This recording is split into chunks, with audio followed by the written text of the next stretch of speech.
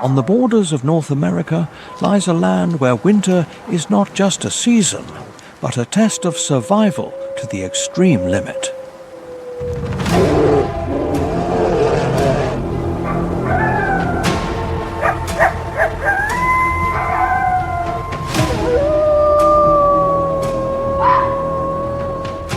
When temperatures fall to -40 degrees Celsius, the moose silently crosses the snow-covered forests, while the Arctic fox moves over the snow surface like an almost invisible white shadow.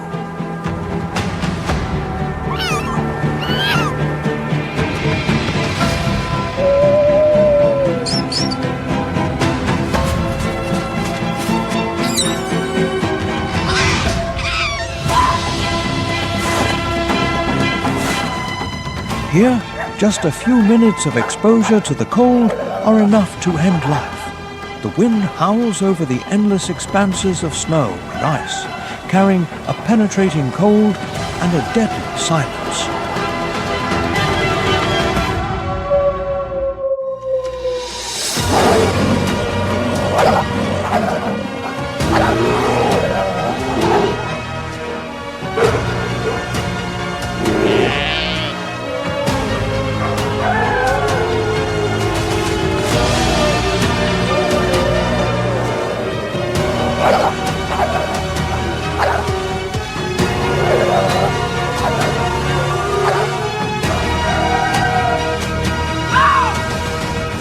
Welcome to frozen Canada, extreme survival at -40 degrees Celsius in the most brutal cold.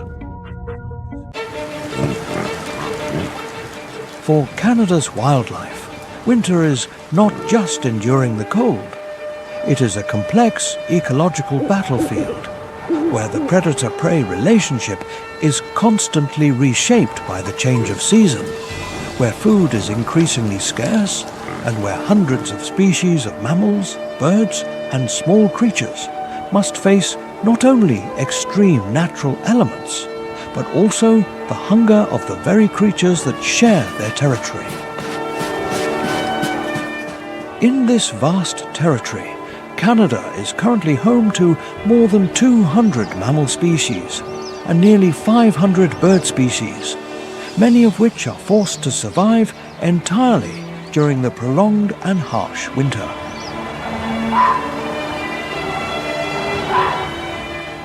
The fragile balance that exists in the warmer months quickly transforms into a primal and desperate state as the temperature continues to drop profoundly and snow begins to fall densely.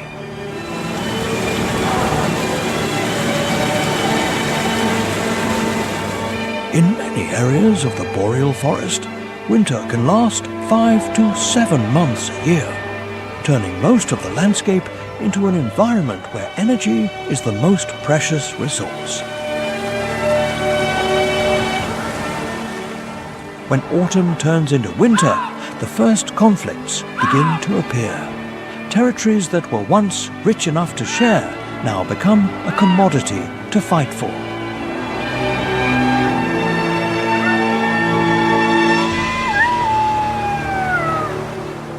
Predators are forced to adjust their hunting strategies, as many traditional prey species disappear into hibernation, while the remaining ones become harder to track under deep snow.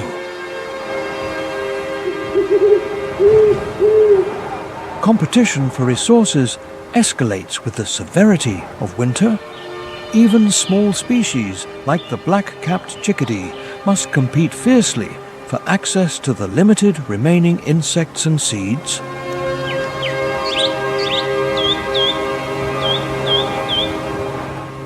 Recent ecological studies show that in years with strong climatic fluctuations, the winter survival rate of many bird species and small mammals tends to decrease due to increased energy costs and reduced feeding time.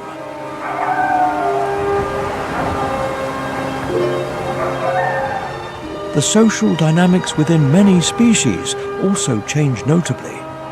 Arctic foxes, which often live alone in summer, sometimes form loose bonds to increase foraging opportunities.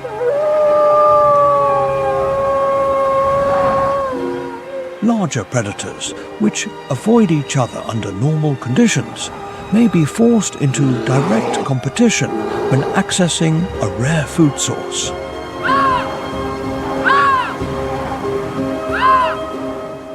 At the scale of the entire ecosystem, recent analyses indicate that the change in snow structure and the timing of freezing are affecting dozens of predator and prey species, altering ecological relationships that have been stable for many generations. In this context, large species become the pillars of the boreal winter. Canada is currently home to hundreds of thousands of moose, millions of caribou in the tundra and taiga regions, along with approximately several tens of thousands of grizzly bears sparsely distributed in the wild areas of the west and north.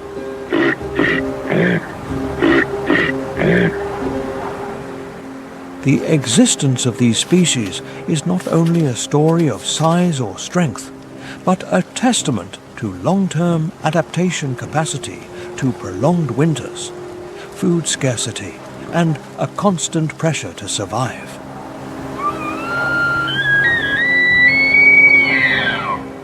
In the grey, cold sky and along the forest corridors, the raven appears as a silent observer. As one of the few bird species present year-round across most of the Canadian territory, the raven plays a vital role in connecting winter with spring.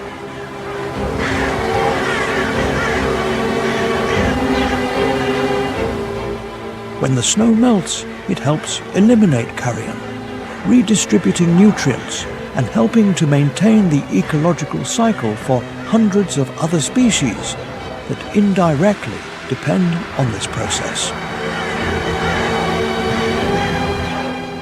The interactions between predation, competition, and opportunity can quickly become ruthless, because what is at stake is not just territory or food, but the survival capacity of the entire biological community during the longest, darkest, and coldest months of the year. In the context of current climate change, the Canadian winter is no longer just a familiar challenge, but is becoming a new test, where the fate of each species is closely tied to the stability of the entire boreal ecosystem.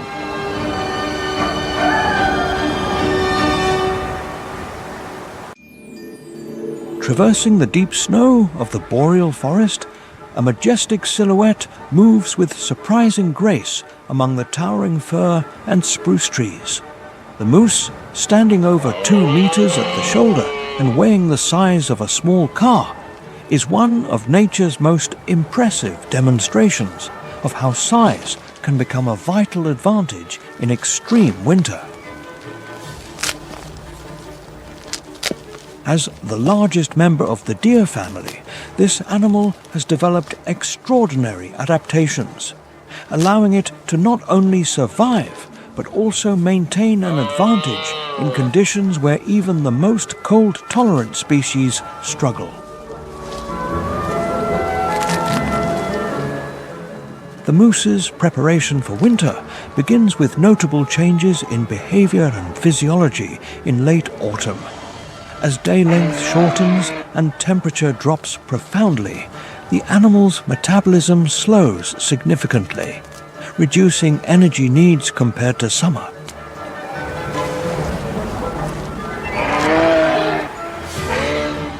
Thanks to this, the moose can survive on lower quality food sources during a period when nutrient-rich vegetation almost disappears.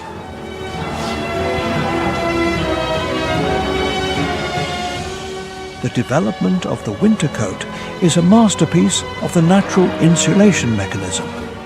In late summer, the moose grows a thick layer of guard hairs, which are hollow and trap air as an effective insulation layer. Beneath is a dense inner layer of hair that helps the body maintain a stable temperature, even when winter temperatures fall to extremely low levels. The darker color of the coat also helps absorb the scarce solar radiation during the short winter days. The moose's colossal size, which seems to be a disadvantage in deep snow, actually provides many advantages. Its long legs allow it to stride through layers of snow that would trap smaller species, while its wide hooves act as natural snowshoes, distributing weight over the snow surface. The large body mass also helps the moose lose heat more slowly, a crucial advantage in prolonged cold environments. The feeding strategy changes markedly as winter progresses. The moose shifts from a diverse summer diet to a sparse winter menu, consisting mainly of branches and shoots from woody plants like willow, quaking aspen, birch, and balsam fir. To meet energy demands, it must consume large amounts of plant material each day. The four-chambered stomach allows for prolonged fermentation of cellulose, extracting nutrients from food sources that most other animals cannot digest.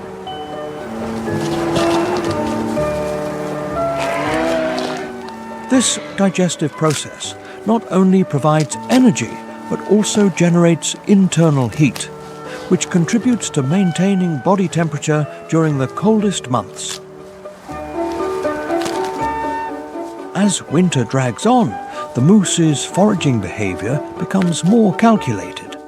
They prioritize young, nutrient-rich branches, creating clear browse lines in the forest, where vegetation is consumed up to the maximum height they can reach.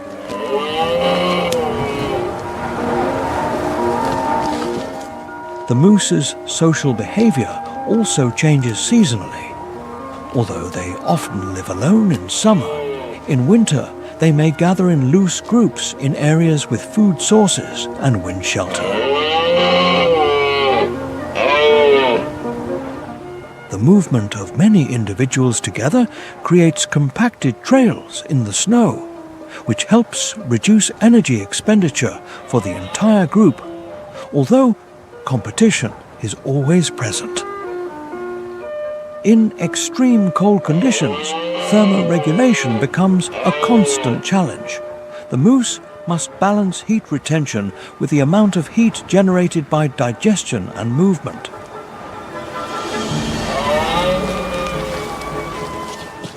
On the coldest days, they may seek refuge in dense forests or even lie down directly on the snow, using the snow itself as a natural insulator.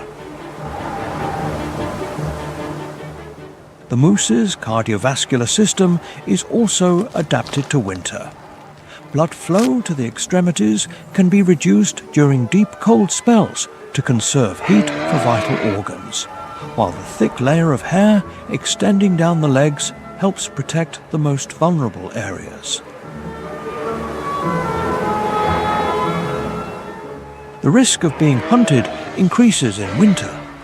Although adult moose have few natural enemies, deep snow can make them vulnerable to exploitation by wolf packs, especially individuals weakened by prolonged winter or trapped in unfavorable terrain.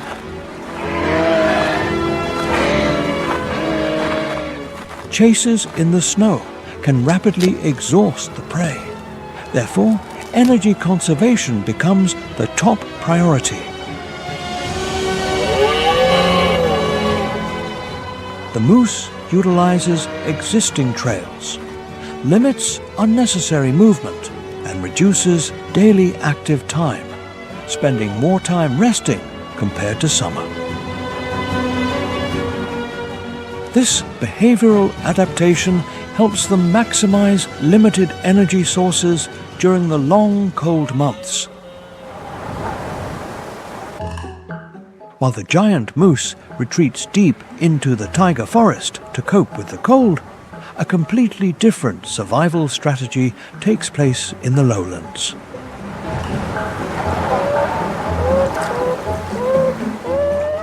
Under the layer of ice covering ponds and lakes, the beaver, North America's largest rodent, does not flee winter, but builds it into a living fortress.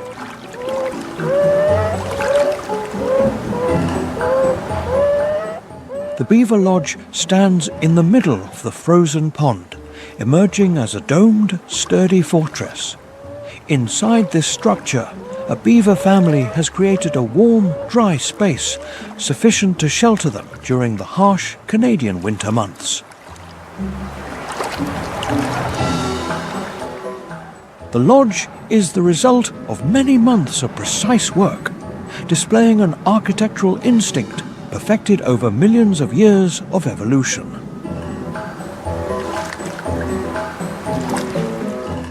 Preparation for winter begins in late summer.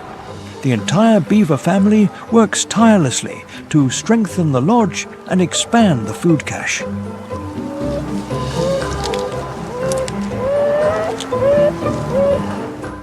The lodge is built with firmly interwoven sticks, logs, mud, and stones. The living chamber is located above water level and is only accessible through underwater tunnels, entrances that remain unfrozen even when the ice layer on the surface is thick enough to support the weight of a moose.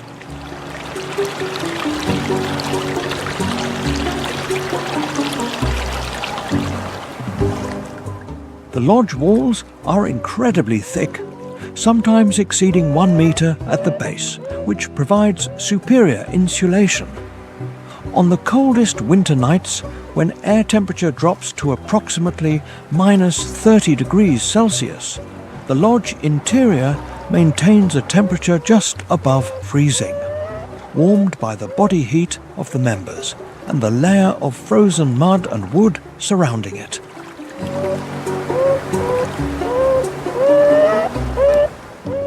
The most vital factor in the beaver's winter strategy is the underwater food cache. Throughout autumn, they fell dozens of trees, cut them into segments, and drag them into deep water near the lodge.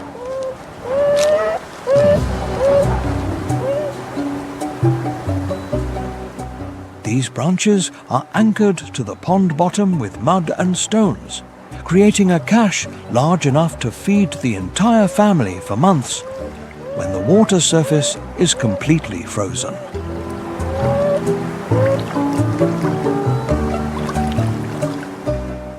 Beavers particularly favor the inner bark of aspen, willow, and birch, a constant source of energy throughout the winter.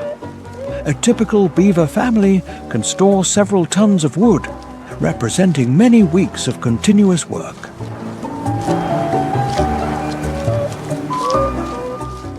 The food cache must be positioned deep enough so that it does not freeze completely, yet close enough to be easily accessible through the underwater tunnels.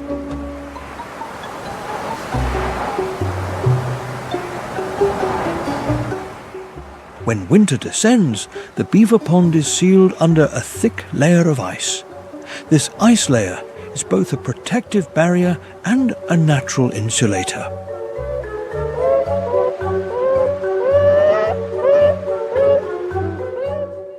Terrestrial predators like wolves or lynx cannot gain access, but in exchange, the beaver is also isolated in the world beneath the ice for months.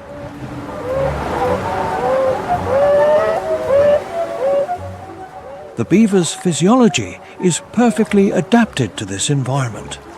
Its lungs allow continuous dives of up to approximately 10 to 15 minutes, enough time to swim from the lodge to the food cache and back without having to surface.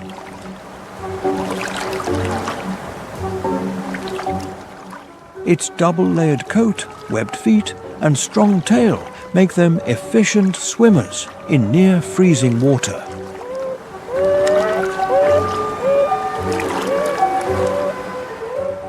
life within the winter shelter follows a rhythm of energy conservation. Family members huddle together to stay warm, only leaving the lodge when they need to forage for food.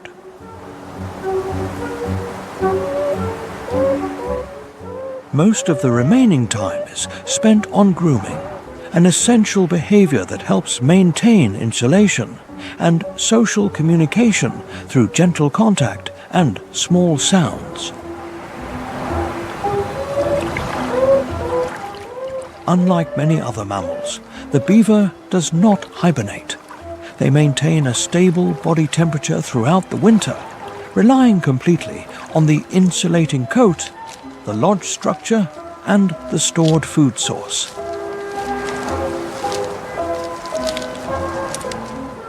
The combination of architecture, physiology, and social life has made the beaver one of the best adapted living beings to the Canadian winter. The Canada lynx is one of North America's most specialized wildcats, widely distributed throughout the taiga from Alaska, Canada, to the northern edge of the United States.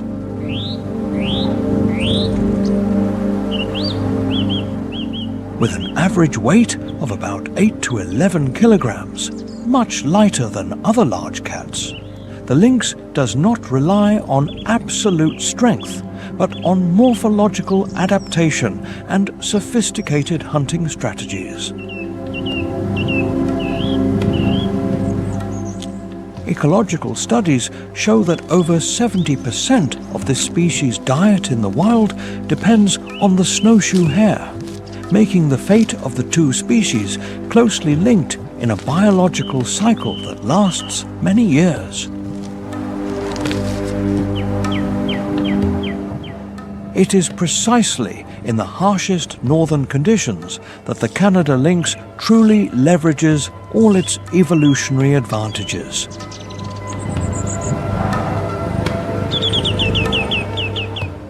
Winter covers the boreal forest with a thick, silent blanket of snow. Amidst a seemingly motionless landscape, a shadow glides smoothly between the dark trunks of fir and spruce.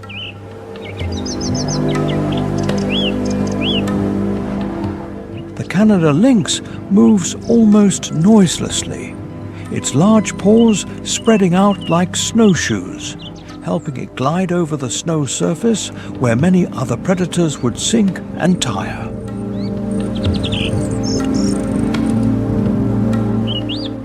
While many predators have to endure winter, the lynx becomes more efficient when the snow is deep and the temperature drops.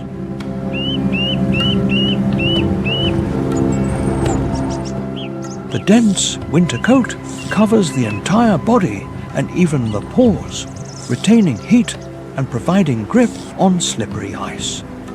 The color of its mottled grey-brown fur blends with the shadows of the trees and the dim light of the snowy forest, allowing the lynx to remain motionless for hours almost undetected.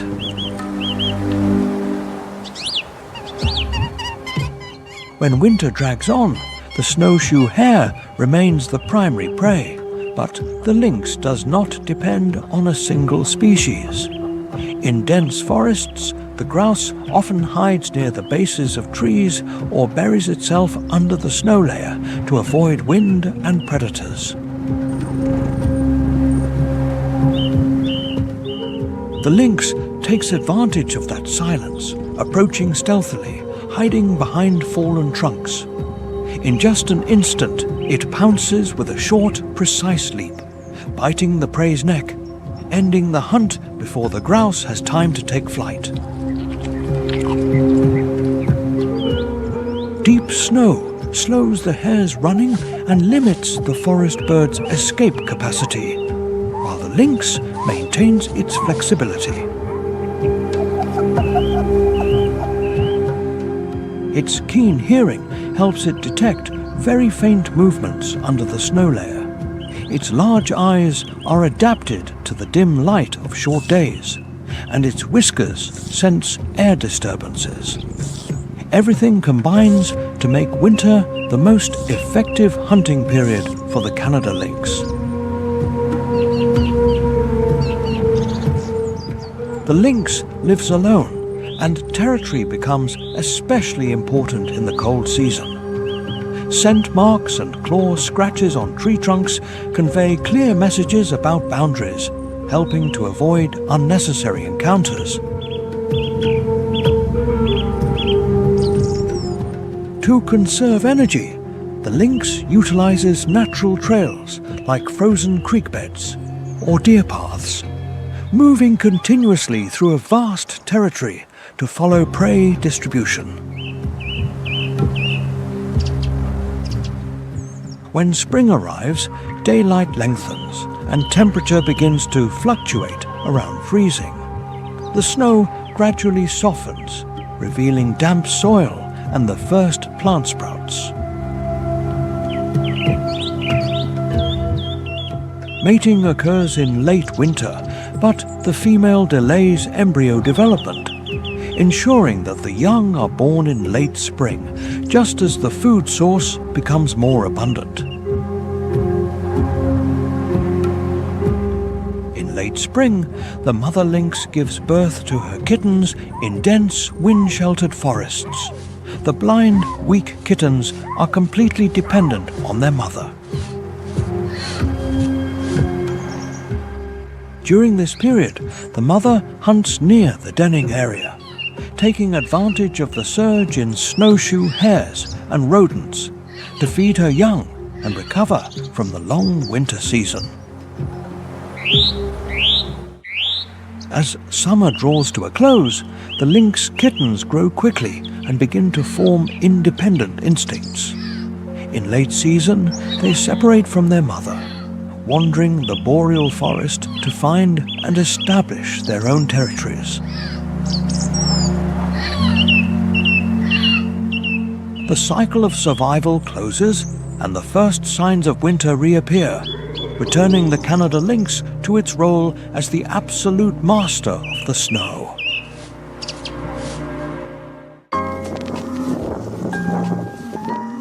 Amidst those vast white lands that seem lifeless, there are small but extremely effective predators, creatures that have turned winter into an advantage instead of a death sentence.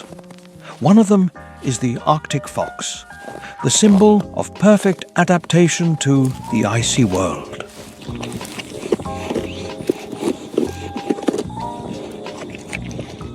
The Arctic fox emerges from its burrow when the first signs of dawn tinge the snowy landscape with silver and blue.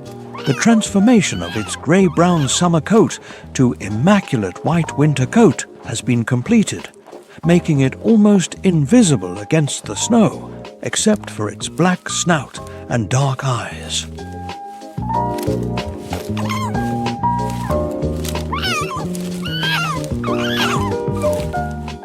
This extraordinary creature, weighing no more than a domestic cat, has become one of the most efficient cold weather survivors in nature.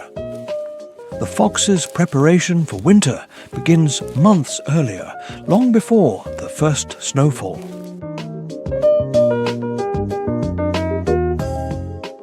During the brief Arctic summer, it feeds ravenously on lemmings, birds' eggs and carrion, accumulating fat reserves that now account for almost 20% of its body weight.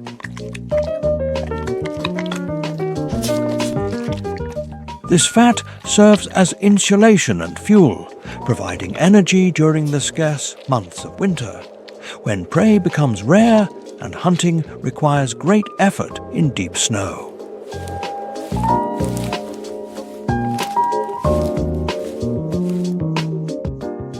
Its winter coat is a marvel. The fox has developed a dense inner layer of hair which retains warm air near the body, while the longer guard hairs protect it from wind and moisture.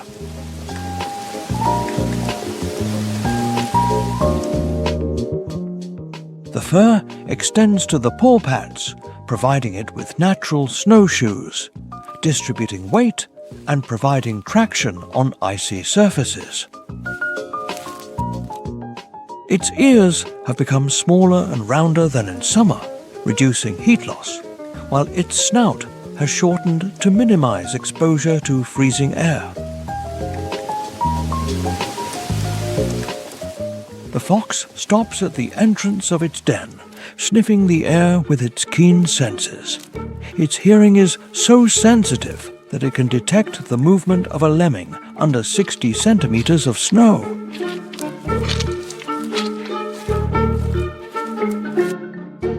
This ability, combined with incredible patience and quick reflexes, makes it a formidable hunter, even in the harshest conditions.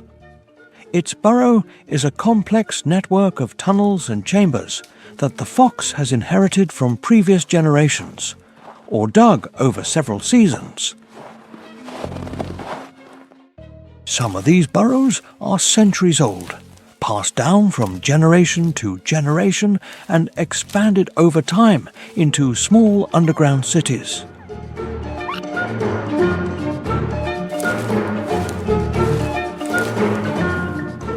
As winter progresses, the fox's behavior becomes increasingly opportunistic. It follows polar bears at a safe distance, waiting for the opportunity to feed on their kills. It raids the food caches of other animals when the opportunity arises. Most notably, it has learned to hunt seals at their breathing holes, a behavior that requires incredible patience and timing. The fox can wait motionless for hours next to a hole in the ice, ready to pounce as soon as a seal surfaces to breathe.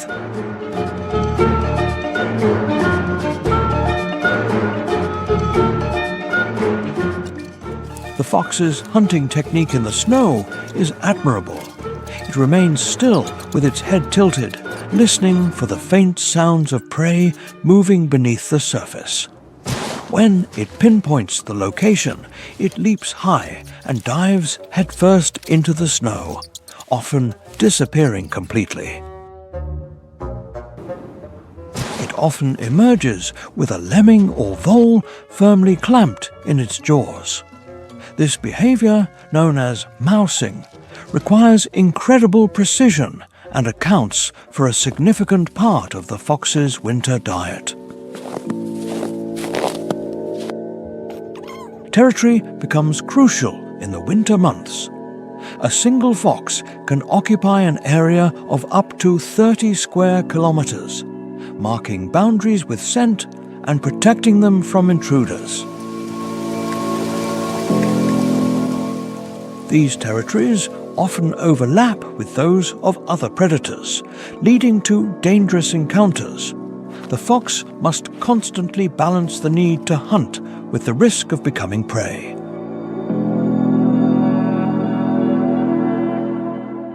Wolves, lynx, and even large owls are significant threats to the Arctic fox, forcing it to be constantly alert. The fox's den behavior changes during winter. During the coldest periods, it may remain in the burrow for days, curled up in a tight ball with its bushy tail wrapped around its body like a blanket.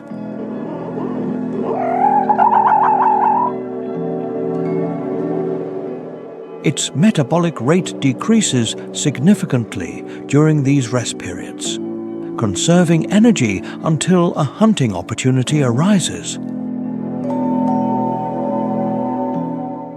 The fox can survive temperatures down to minus 40 degrees Celsius, thanks to its exceptional insulation and behavioral adaptations.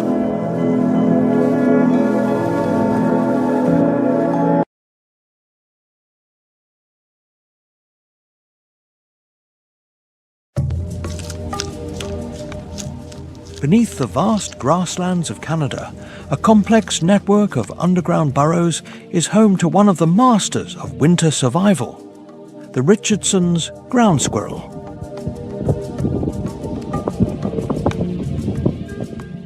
To cope with the extreme cold of the surface, this rodent spends months preparing its underground shelter and enters a state of full hibernation that lasts about 7 to 8 months. Very different from its arboreal relatives who remain active all year round. The preparation process begins in late summer, when the squirrel gains almost 40% of its body weight, accumulating a layer of fat that not only provides long-term energy, but also acts as a biological insulator, where brown fat around vital organs allows for quick heat generation when needed. Simultaneously, the burrow system is constructed with astonishing precision. The hibernation chamber is located about 3 meters underground, below the layer of soil that does not freeze, where the temperature is stable throughout the winter, while subsidiary tunnels handle ventilation, escape, and storage, and the sleeping chamber is lined with dry grass to increase heat retention capacity. When daylight hours decrease, the squirrel seals most burrow entrances, leaving only carefully camouflaged ventilation slots. And from here, hibernation is activated by the environment, but operated under the control of a biological clock that has evolved over thousands of years.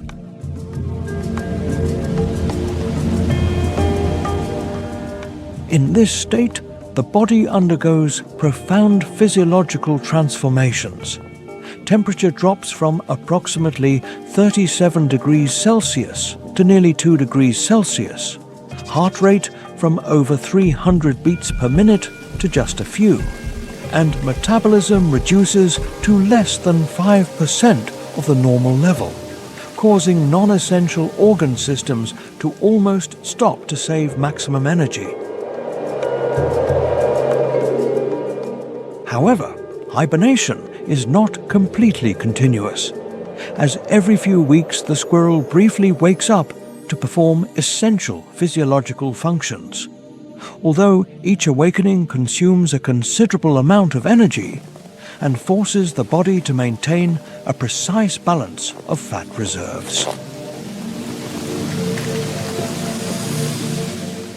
At the same time, the microenvironment inside the burrow, with adequate depth, humidity, and ventilation, plays a decisive role in survival capacity, even when the risk of being hunted by weasels, snakes, and other species still exists.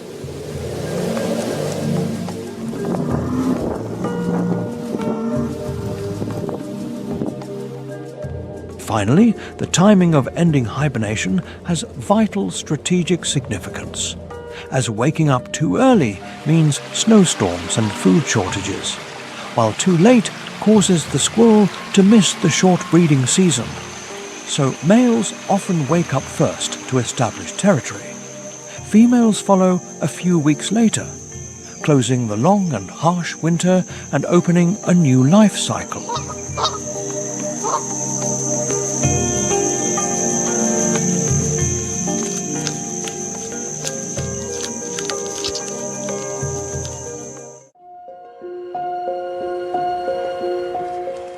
A small figure rapidly slips between snow-covered fir branches, appearing and disappearing in the blink of an eye. The black-capped chickadee, weighing only a few paper clips, is clear proof that size does not determine survival capacity. While many larger birds are forced to migrate or enter hibernation, this small bird clings on and remains active throughout the harsh Canadian winter.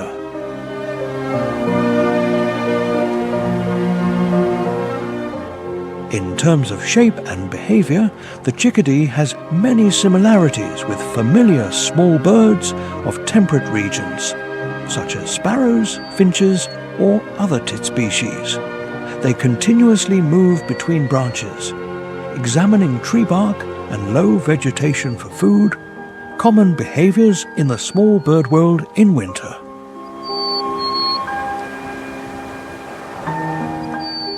This similarity helps them easily integrate into mixed flocks and utilize the same resources. However, what makes the chickadee stand out is not its shape, but its level of biological adaptation.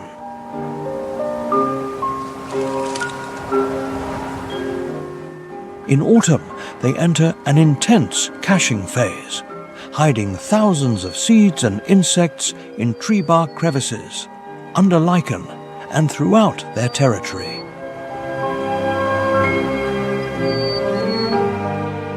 Unlike many other small birds that only rely on continuous foraging, the chickadee can precisely remember the location of these caches for weeks or months. This ability is supported by the seasonal development of the hippocampus, the brain region associated with spatial memory. The bird's body also changes noticeably in preparation for winter.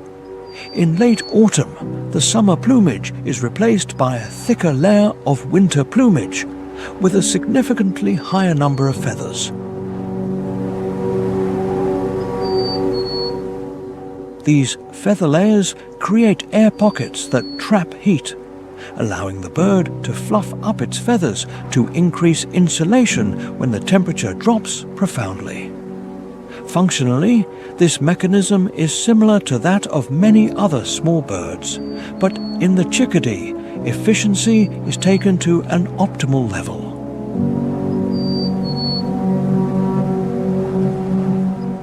In terms of social behavior, the chickadee often joins mixed winter flocks with many other common small birds. These flocks offer great advantages: increased capacity to detect predators, sharing of information about food sources, and reduced heat loss when individuals perch close to each other. Within the flock structure, the chickadee often maintains a central role, quickly detecting food and emitting warning signals, indirectly supporting accompanying species. The chickadee's winter diet is very flexible. From insects and spiders in the warm seasons, they switch to stored seeds, insect eggs, and larvae hidden in tree bark.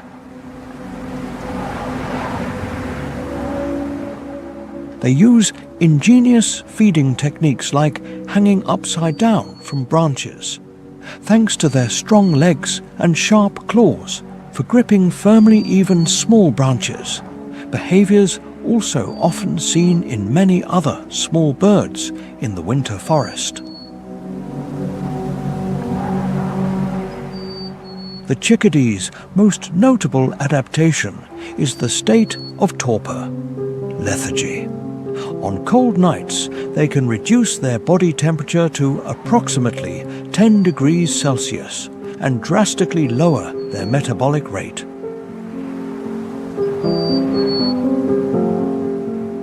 Not all small birds possess this capacity.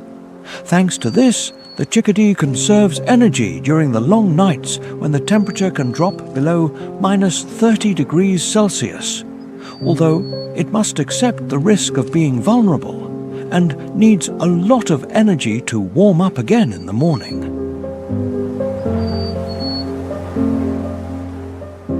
Therefore, the overnight roosting site becomes a vital factor. The chickadee seeks hollows in trees, old woodpecker holes, or dense vegetation to avoid wind and predators.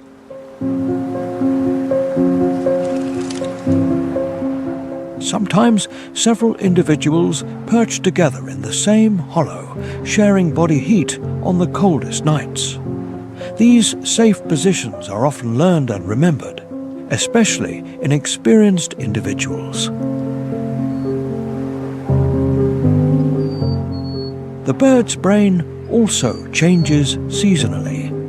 While the hippocampus develops to serve spatial memory, regions related to song shrink and The complex songs of the breeding season are replaced by short, simple calls, which help maintain contact within the flock in adverse weather conditions. Winter survival requires extremely high energy efficiency. Every day, the chickaday needs to consume an amount of food equivalent to approximately 20 to 25% of its body weight, forcing them to forage almost continuously. Ice storms, deep snow, and strong winds are always threats, but this small bird has learned to take advantage of the rare calm moments of winter to feed quickly and seek shelter when conditions become severe.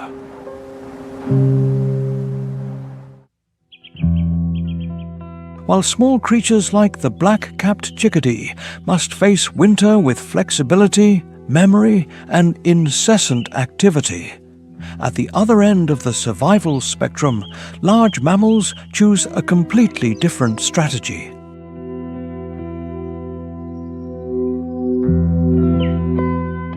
When the rhythm of life in the boreal forest slows down and the cold squeezes all resources, life shifts from constant movement to a state of storage and waiting. The majestic figure of a North American grizzly bear, a land animal that can weigh up to 300 kilograms, advances slowly through the autumnal forest. Its dense fur has already begun to show the inner layer that will protect this massive body throughout the winter. Every step is intentional, every foraging has vital meaning, as the apex predator prepares for one of nature's most extraordinary survival strategies. Hibernation, the grizzly bear's method for spending winter, is the result of millions of years of evolution and physiological refinement. The preparation phase for this sleep, known as hyperphagia, turns the bear into a literal eating machine.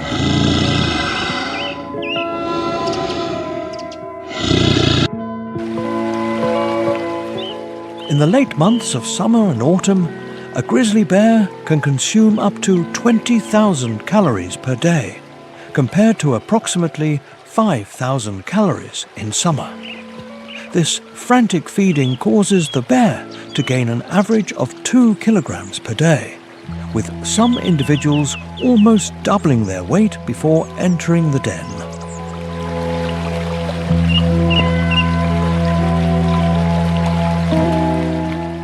Every berry, salmon, root, or small animal becomes fuel for the long winter ahead. The choice of the hibernation den is a vital decision. The ideal den must be well insulated, stable, protected from the wind, and difficult to detect. Bears may dig new dens or renovate old ones, sometimes taking weeks to complete the shelter.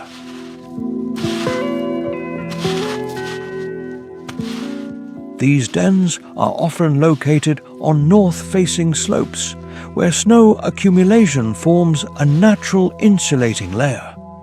The sleeping chamber is wide enough for the bear to turn around and lie comfortably, while the entrance is narrow and slightly angled to limit heat loss.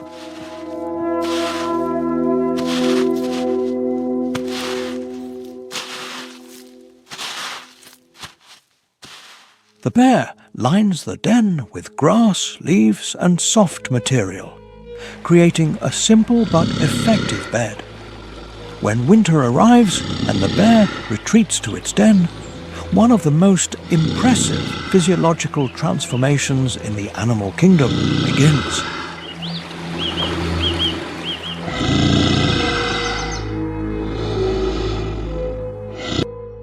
Unlike deep hibernators like ground squirrels or bats, the bear enters a state of torpor, lethargy, in which bodily functions slow down, but it can still wake up when threatened.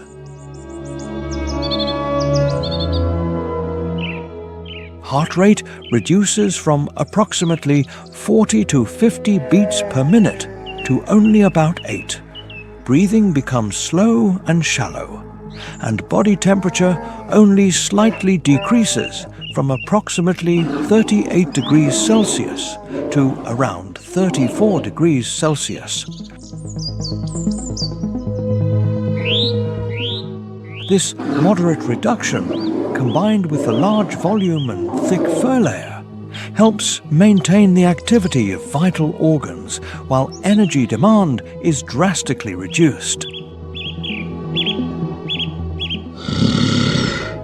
The bear's metabolic rate is reduced to approximately 25% of normal, allowing it to live entirely off fat reserves for up to 7 months without eating, drinking, urinating, or defecating.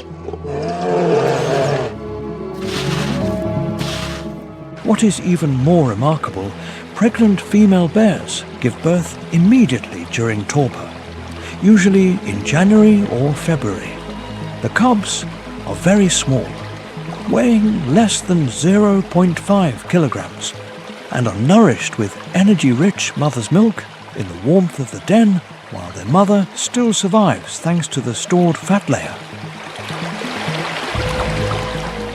The bear's fat is not just an energy source.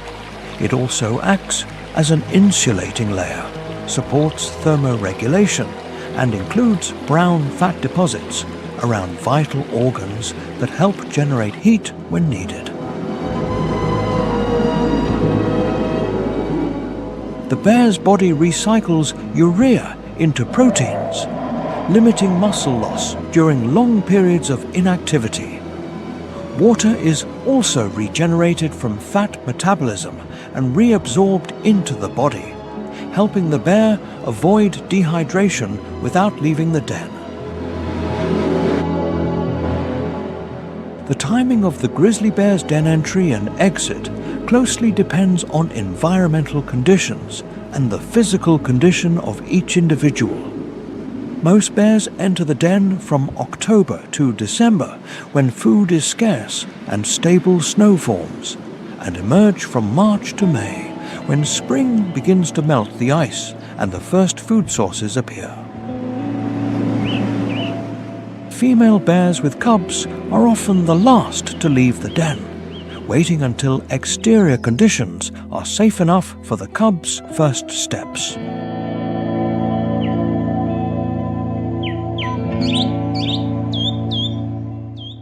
When spring fully arrives, the mother bear guides her cubs out of the den, traversing the reviving taiga forests, following thawing streams and low valleys where food gradually returns.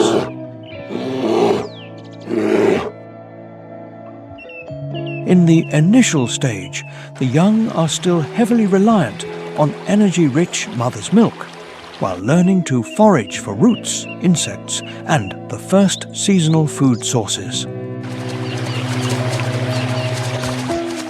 These slow movements are both a feeding journey and an important survival lesson, helping the cubs adapt to a large, risk-filled world outside the den. However, not all winters end smoothly. Bears that do not accumulate enough fat may be forced to leave the den in mid-cold to search for food, an option that often leads to exhaustion and death.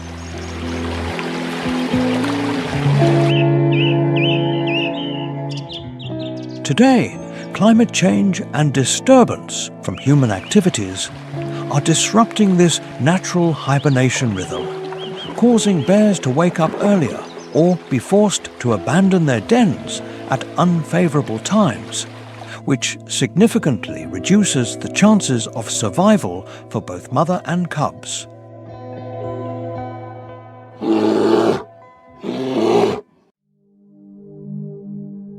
Amidst the leaden grey sky of the boreal forest, a deep caw resonates, breaking the silence of the Canadian winter. The common raven, Corvus corax, the largest bird species in the corvid family, hovers high up, its wide wings of nearly 1.3 meters spread like black sails in the cold wind.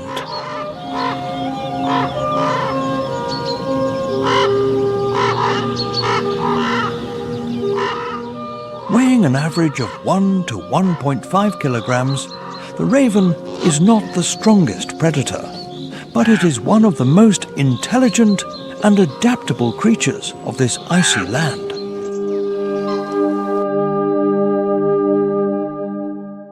Unlike many birds that are forced to migrate south when winter arrives, the raven stays. It faces snow, ice, and food scarcity directly with intelligence, memory, and the ability to seize every survival opportunity.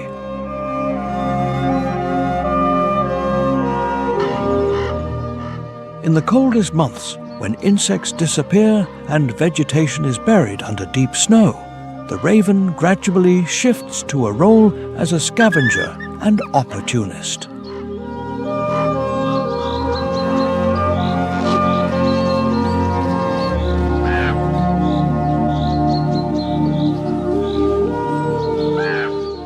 Winter turns the raven into a silent observer. From above, they follow the movements of wolf packs, lynx and foxes, knowing that where there is predation, sooner or later there will be food scraps.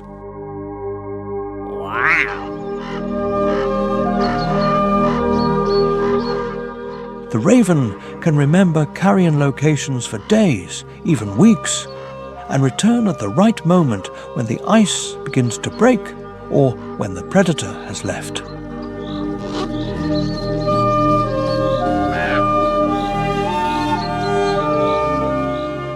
Behavioral studies show that the raven has the ability to recognize signs of weakness in other animals. A slow gait, unusual behavior, or separation from the herd.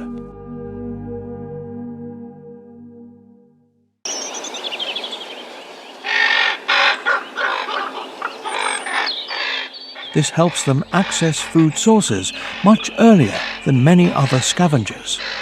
It is this ability to stay one step ahead that often makes the raven appear where death has just occurred, or is about to occur.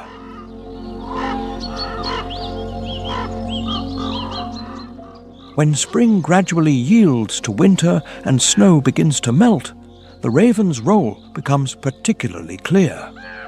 Along thawing streams, forest edges, and cold Canadian coasts, the carcasses of species that could not survive the winter emerge from the snow layer.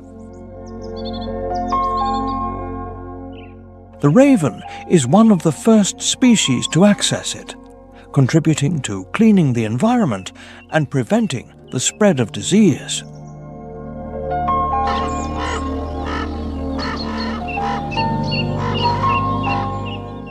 Ecologically, the raven plays an essential role in the nutrient recycling cycle.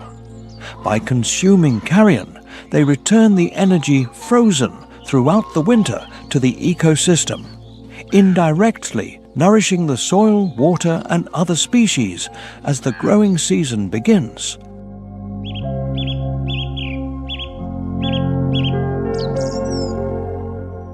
Death in the raven's world is not an end, but a resource. The raven's intelligence sets it apart from most other birds in Canada. The raven's brain, compared to its body size, is as large as that of many primates. They have the ability to solve problems, use simple tools, learn from each other, and even remember human faces for years.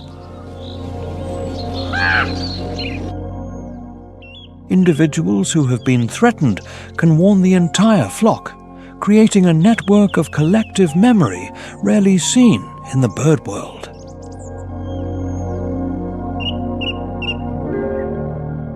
It is the combination of intelligence, scavenging, and winter that has given the raven a special image in the indigenous culture of North America.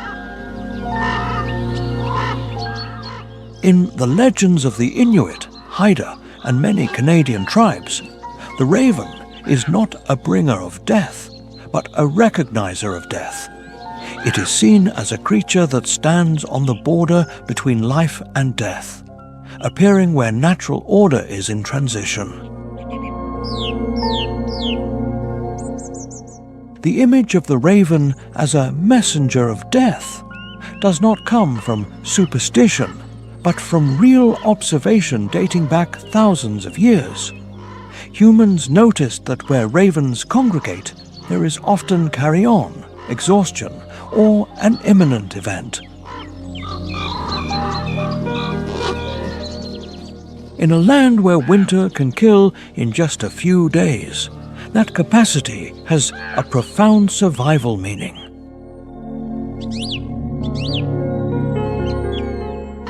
When spring fully arrives, the raven gradually moves away from the grim role of winter.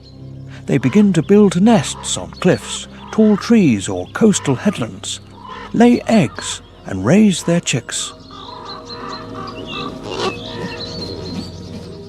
The diet becomes more diverse, including insects, eggs of other birds, berries, and food scraps left by humans. But the memory of winter, of death and scarcity still shapes their behavior.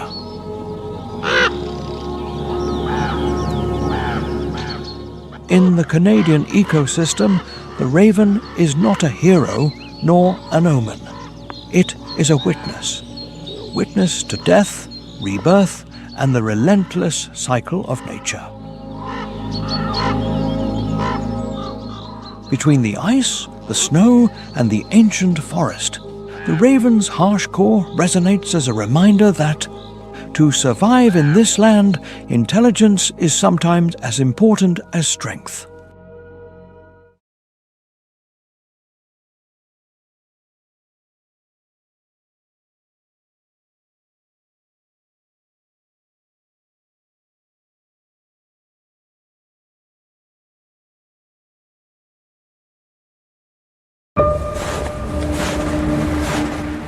When winter falls over Siberia, the world grows silent.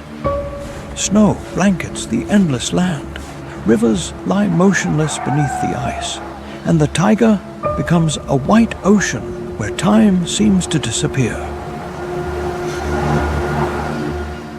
In this extreme landscape, beauty is as unforgiving as it is fascinating. The cold grants no mercy, but it does not extinguish life either. It transforms it, hardens it, and forces it to adapt. Among frozen forests and silent steppes, wolves move with ancient discipline. Bears awaken amid the snow, and the Siberian tiger advances with the calm of an ancient spirit.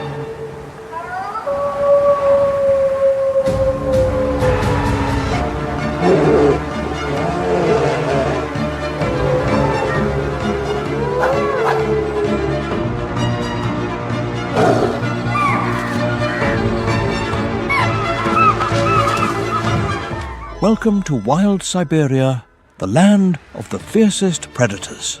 Before we begin, don't forget to like the video, subscribe to the channel, and turn on the notification bell. And tell us where you're watching from. Now, let's begin. To the north, the permafrost marks its border, a wall of ice, while to the south, the Asian steppe stretches to the horizon, like a domain of infinite dreams. Siberia is so vast that it occupies almost 10% of the planet's land surface, an architectural marvel of the Creator.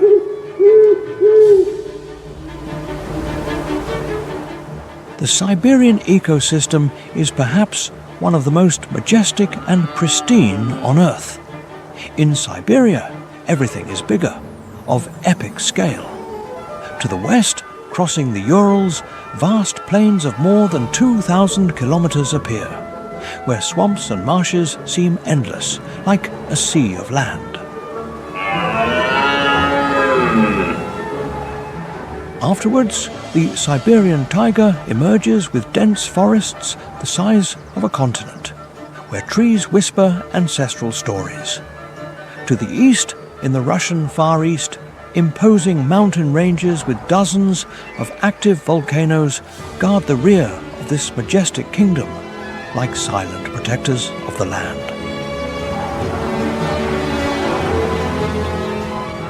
In spring, even infinite Siberia becomes small before the impressive explosion of wildlife. With more than 100 animal species, here birds fill the sky with dances of light. The infinite forests feed millions of herbivores, and predators enter a frenzy over the abundance of prey. Wildlife has never shown such a magnificent spectacle.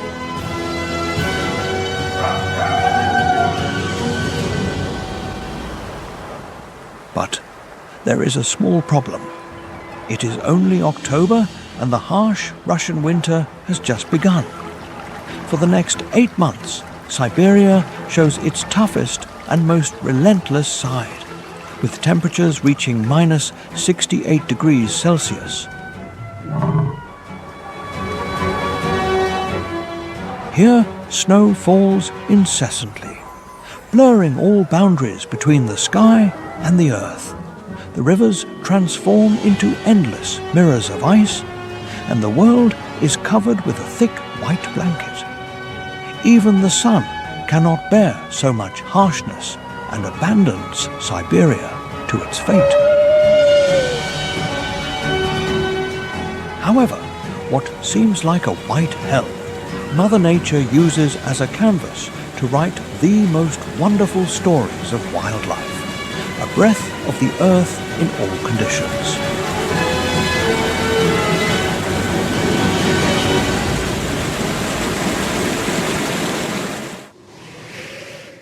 Amidst the fiercest blizzards, where the wind reaches 100 kilometers per hour and the cold freezes everything, the majestic caribou stands firm, a blizzard warrior with an indomitable will.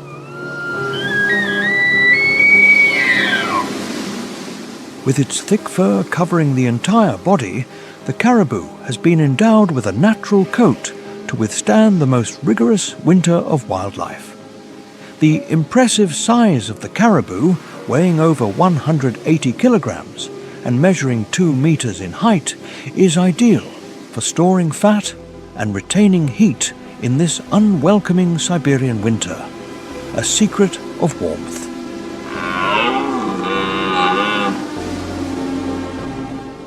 Of course, surviving the Siberian winter requires more than a warm coat and good fat reserves. Even before the harsh winter appears, the caribou has already begun to prepare, seeking warmer places to the south. With the immensity of Siberia at its disposal, staying in the icy Arctic could be a death sentence. Commonly, these migrations span hundreds of kilometers in groups of up to thousands of individuals. Upon reaching their wintering grounds, the caribou will live in herds to stay warm and protect themselves from predators. An invisible connection of unity.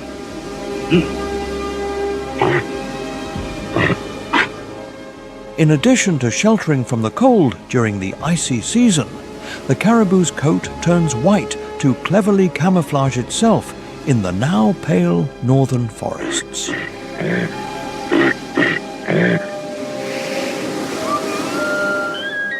The dense vegetation of the Siberian forests helps protect against strong winds and the tons of falling snow.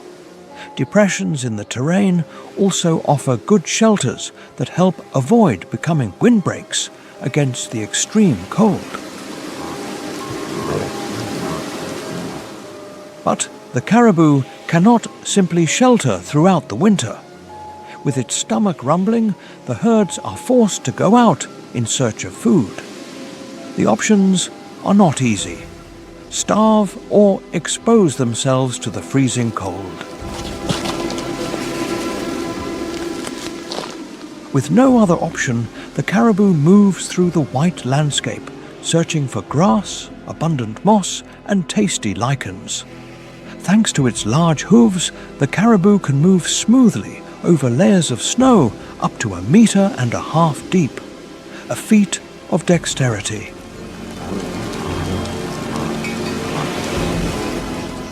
A single misstep could mean getting trapped in icy Siberia. Their hooves are also a very useful tool in the white days of Siberia. With them, the caribou is capable of digging deep into the thick snow in search of delicious snacks. When you need to eat up to 5 kilograms of food a day, every small bite counts.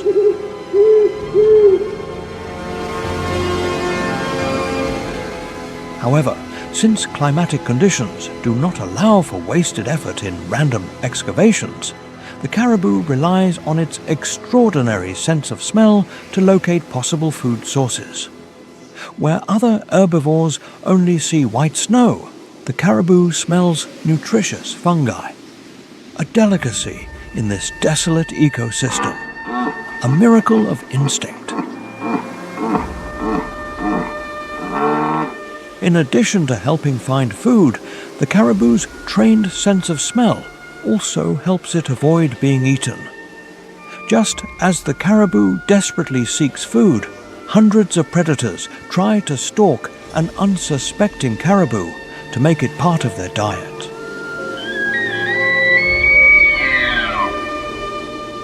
Hunting a colossal caribou weighing almost 200 kilograms of meat can mean having food for the entire winter and ensuring they see the sunrise in spring. To avoid ending its life, satisfying the hunger of the great Siberian predators, the caribou never lowers its guard. Thanks to its sharp sight and hearing, it can detect predators from a distance, allowing the herd to quickly retreat with honor. Capable of running up to 80 kilometers per hour, its long legs take it away from danger in seconds.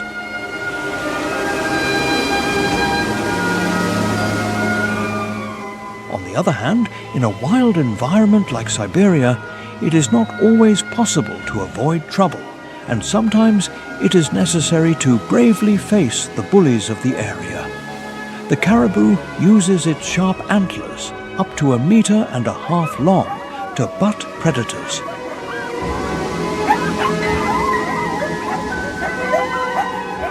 One precise blow is enough, and peace will return to the herd. However, winter is long and harsh, and wildlife in Siberia is relentless. So it is inevitable that some members of the herd will not endure the adversity and fall victim to the Siberian winter.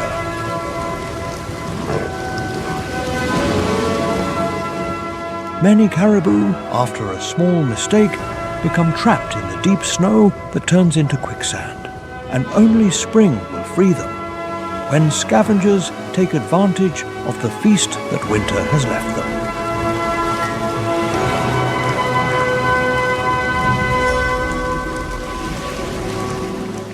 For now, the herd can only continue its journey with the hope that better days will come, when the icy steppe once again becomes green fields and the forest a cozy home, a domain of dreams and regeneration.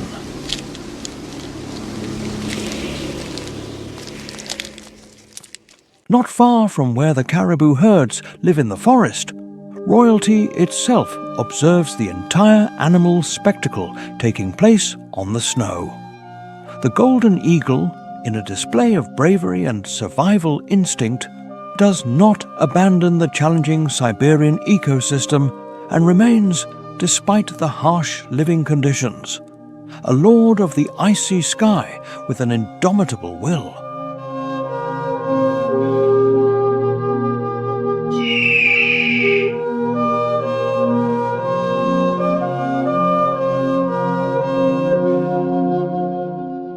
With a wingspan of up to 2 meters and weighing over 4 kilograms, The golden eagle is by no means one of the small birds that flutter south when the Russian winter strikes the northern forests. The golden eagle's dense plumage is one of the many adaptations this raptor possesses to survive the low temperatures of Siberia. Its abundant plumage, in addition to providing convenient insulation, is waterproof to protect it from daily snowfalls.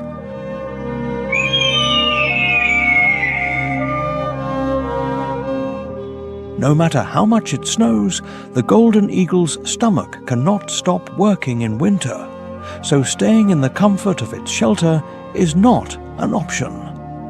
With its sharp eyesight, the golden eagle is capable of spotting potential prey from a distance of up to 3 kilometers.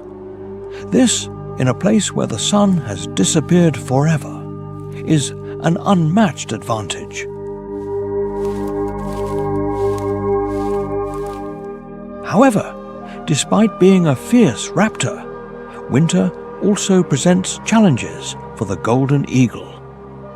During these months, prey is not particularly abundant, so the eagle must take advantage of every opportunity to get something to eat.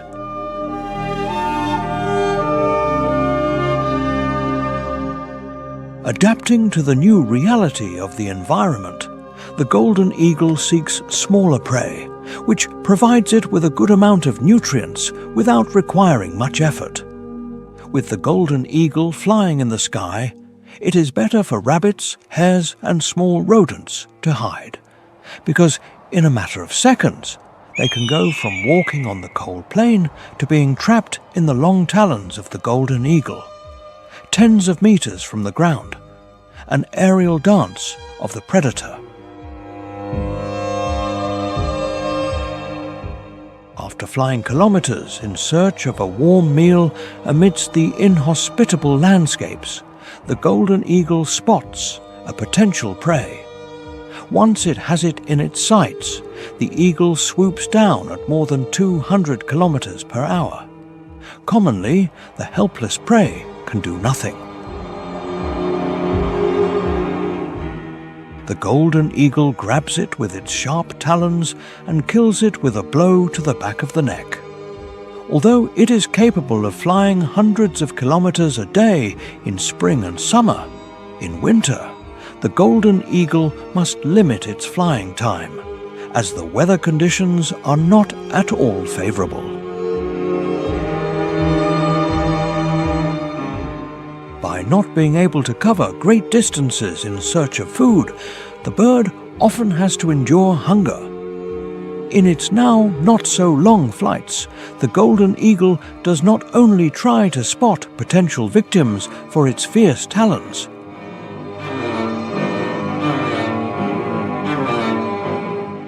Although it is not an excellent scavenger, when winter is harsh and prey is scarce, even royalty has to adapt to eat what is available.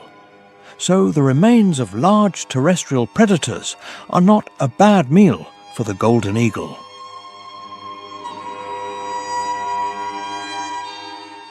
Similarly, victims of the extreme climate are a gift from heaven. This is Siberia in winter.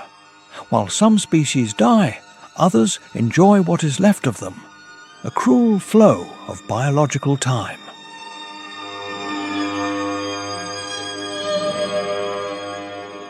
Despite living in one of the wildest places in the world, the golden eagle's great flying ability, as well as its sharp talons and hard beak, place it at the top of the Siberian food chain.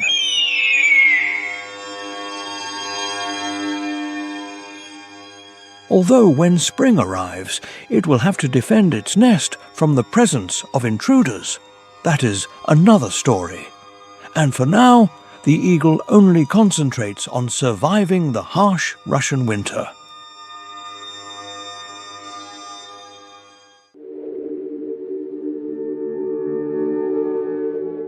Although the walrus boasts of its large tusks as an effective weapon, The most fearsome bite in all of Siberia is found thousands of kilometers to the south, in the middle of the dense forests of the Russian taiga. Indomitable, walking between the trees and lurking from the shadows, the Siberian tiger is the perfect model of a predator in this icy landscape, a mysterious lord and powerful soul of the night.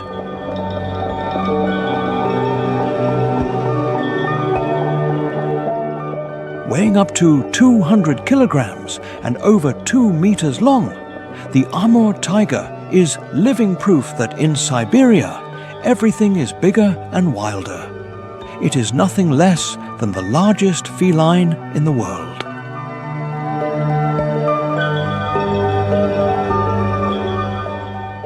In winter, the Siberian climate itself has endowed the Amur tiger with its colossal size, forcing it to adapt.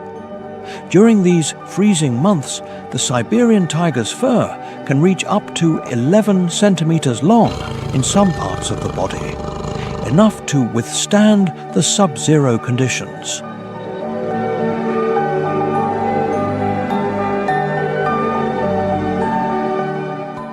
In addition to acting as a warm winter coat, its dense fur has paler tones with less marked stripes than the large felines in other parts of the world, which helps it camouflage itself in the pale Siberian landscape. Thanks to this, despite its colossal size, the Siberian tiger can move very stealthily through the forest without being detected, an art of stealth.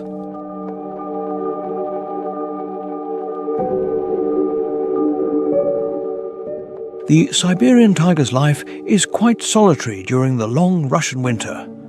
Commonly, it travels long distances, patrolling its territory, marking its borders with urine, feces, and scratches on trees. Frequently, when two males meet, confrontation are inevitable, even in the middle of this icy landscape.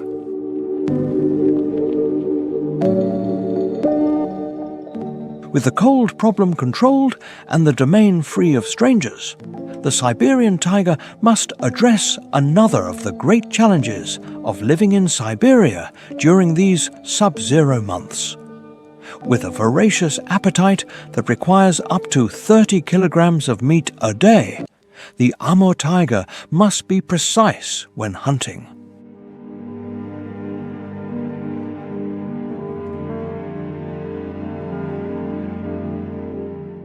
Its position at the top of the Siberian food chain is a great advantage, since while other predators see their culinary options reduced, the Siberian tiger can gorge itself on almost anything that comes its way. Commonly, given its great need for food, large prey are the main priority when the Siberian tiger goes hunting.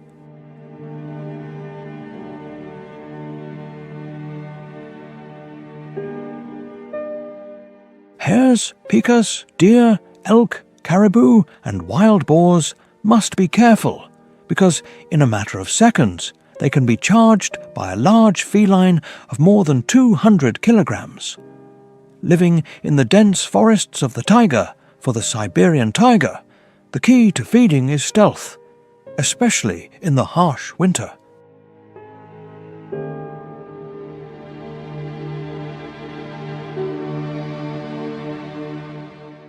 The tiger avoids large pursuits and prefers to ambush its prey, coming out of nowhere to jump directly onto the prey's neck and subdue it with its powerful bite. The Bengal tiger must first locate its prey. For this, it relies on its superior sense of smell, as well as its extraordinary sight. When it detects a herd of caribou nearby, the tiger will approach them with the greatest stealth.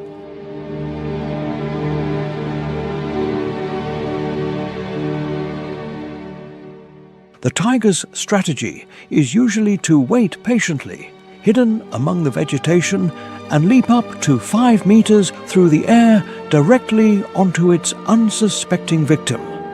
The Siberian tiger usually delivers the final blow with a powerful bite to the neck.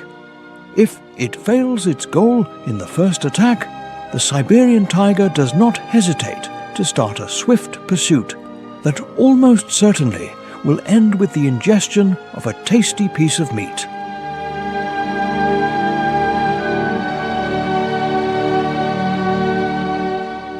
With its colossal and powerful paws, the Siberian tiger moves at speeds of up to 80 kilometers per hour, even over the unstable snow that covers the entire landscape. But not only herbivores must be careful when this gigantic feline appears.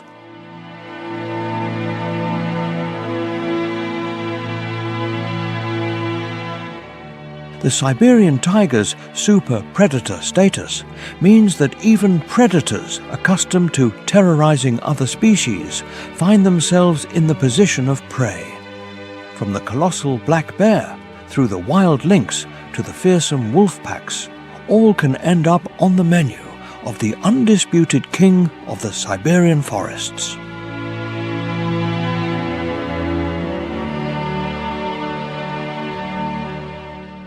Although thanks to its majestic size, the Siberian tiger can withstand the harsh winter without problems. Its life is about to get better. After months of incessant snowfalls, frozen rivers, and the entire forest desolate, spring peeks over the horizon and wildlife will burst forth in every corner of vast Siberia.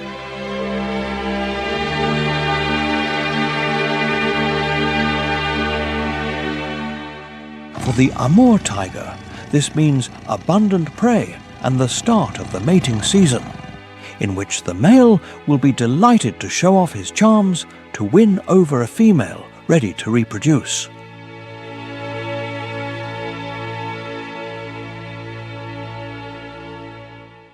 With the Siberian spring, we find ourselves on the threshold of what is perhaps one of the greatest wildlife spectacles on the entire planet. After months of darkness and under the dominance of low temperatures, Siberia awakens from its lethargy like a giant stretching its limbs after a long sleep.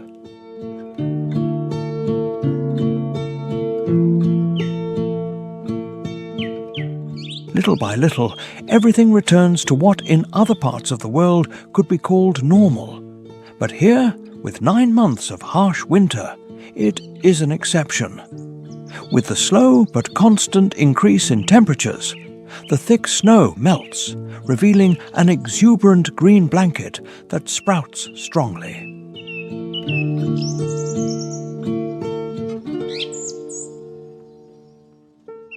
The rivers previously constrained by ice now sing a melody of freedom, while the first rays of the sun tinge the forests on the horizon with gold. Thousands of people who had to flee the cold begin to return.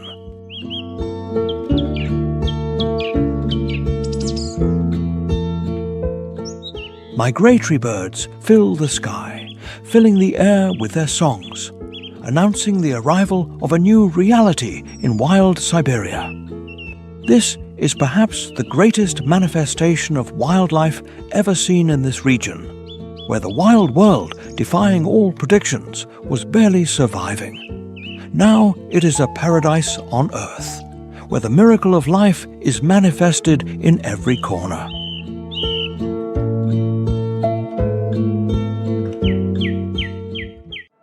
About 2,000 kilometers north of the Arctic hare's burrow, where the Russian winter has frozen the already cold Arctic Ocean, a majestic mammal weighing more than 2 tons emerges from the depths, the walrus. While other species would flee from the semi-frozen waters that guard the north, for the walrus, these hundreds of kilometers of drifting ice are like a personal paradise, a domain of dreams and freedom.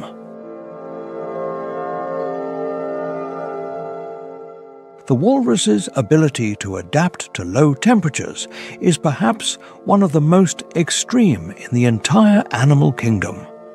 It is no coincidence that, with the immensity of Siberia at its disposal, the walrus decides to spend the winter days in one of the coldest places in the north.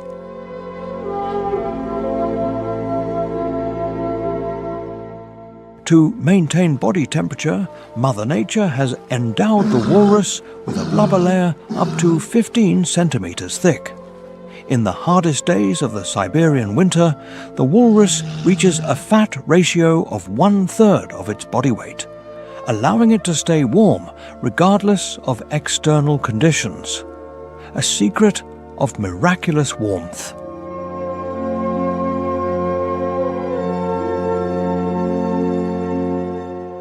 While other wild inhabitants of Siberia struggle to find food in the icy white ecosystem, the walrus knows perfectly where to go for its daily ration.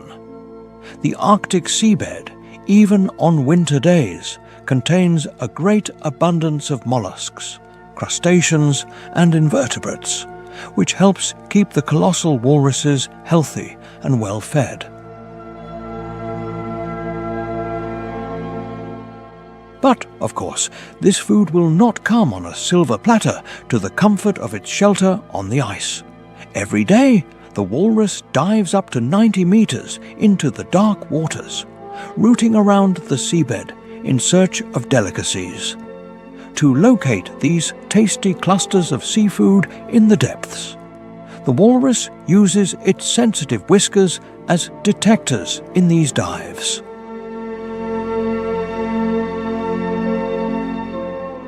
The walrus uses the very useful tool it carries on its face in the form of long white tusks up to 1 meter long to dig into the seabed and unearth its delicious treasures.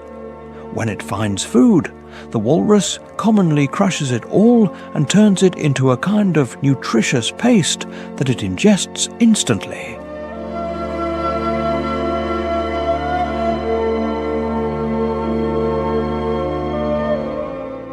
Seals trapped between drifting ice floes are easy prey for larger walruses, who, upon spotting the prey, pounce on it, hold it with their front flippers, and deliver the final blow with their long tusks. It is a not insignificant meal for these giants of the north.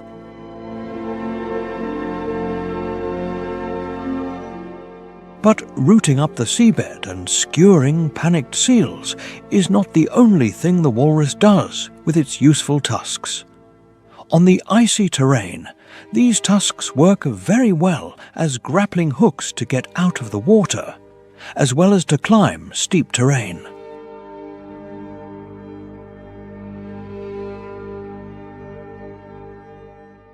Despite its colossal size in the Siberian ecosystem, no one is safe from being swallowed, and the wild orcas are the executioners of the walruses.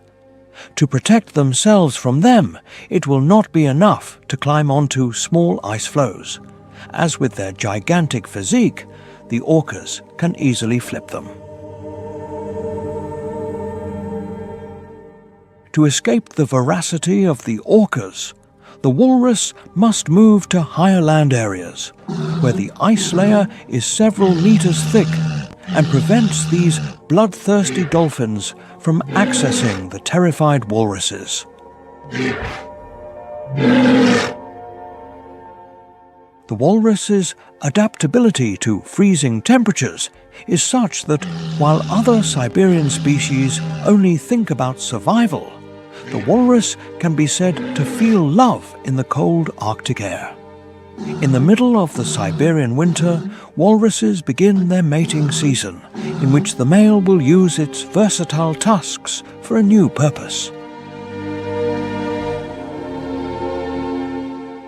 After mating, the female will have a not at all short pregnancy, lasting up to 16 months, and will give birth to a calf of a weight, to put it mildly, small, of 75 kilograms. But there is still a lot of work to be done before that, and for now, the walrus continues its frozen life in the middle of the Siberian winter, an incessant flow of biological time.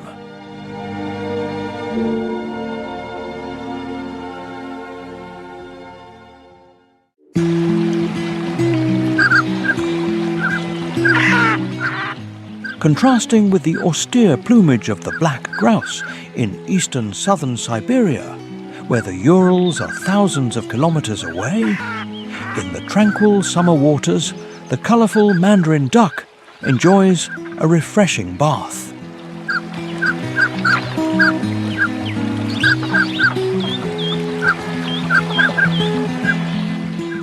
While majestic Siberia is home to wild giants like the walrus or the Amur tiger, it is also the comfortable habitat of the small mandarin duck, one of the smallest water birds in the world. Weighing only 450 grams and with a wingspan of no more than 75 centimeters, the mandarin duck proves that Siberian wildlife also comes in many small forms, which of course are still very impressive, a colourful soul of the river waters.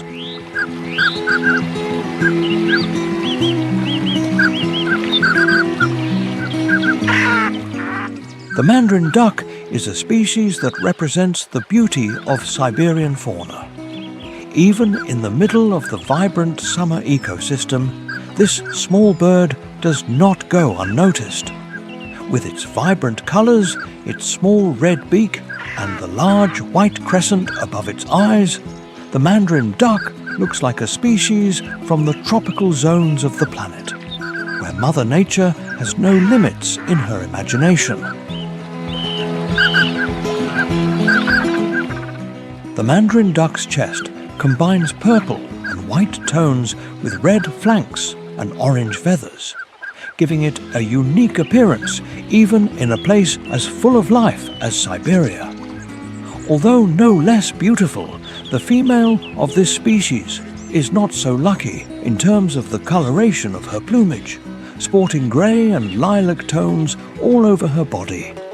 The sexual dimorphism is such that they look like completely different species.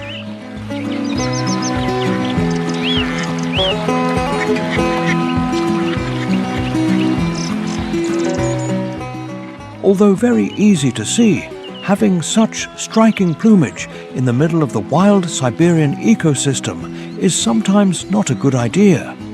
There is always one or two predators that want to make the mandarin duck part of their diet, so it must not let its guard down during its long journeys through the water.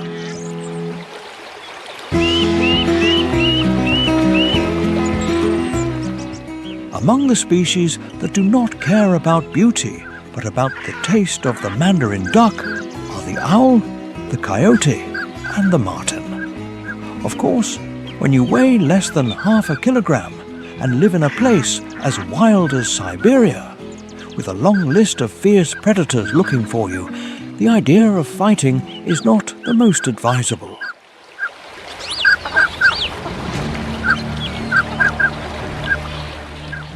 The mandarin duck, knowing that Mother Nature has been generous with its appearance, but not with its combat skills, as soon as it feels threatened, will opt for the easy path of fleeing at full speed.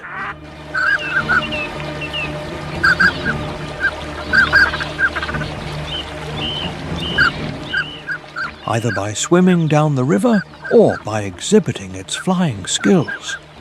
With endless boreal forests surrounding its habitat, the mandarin duck considers them a very safe refuge, far from danger.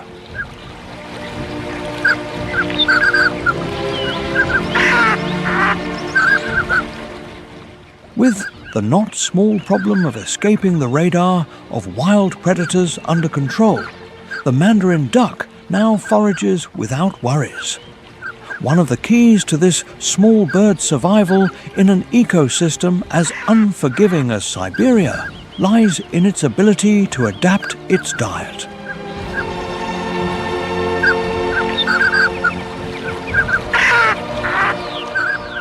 In autumn and winter, the mandarin duck feeds on the limited options that the cold season offers, such as acorns or cereals. When spring and summer arrive, where heat is the protagonist, the mandarin duck skips its previous austere diet and opts for worms, insects, fish, frogs, mollusks, and basically everything that is within reach of its red beak.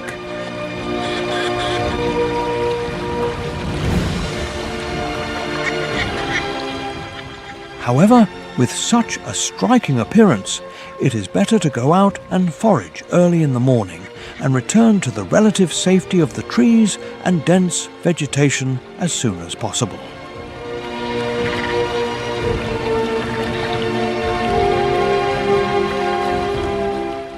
A moment when the male does not want to hide at all is during the breeding season, when the female is ready to bring new young into the world.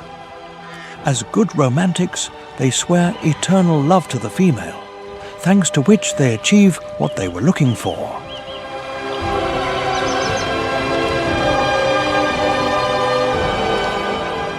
After mating, with between 9 and 12 young on the way, the female does something quite peculiar and practices brood parasitism.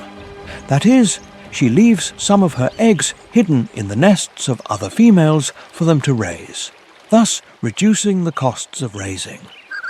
Although very little accepted, this technique clearly yields results.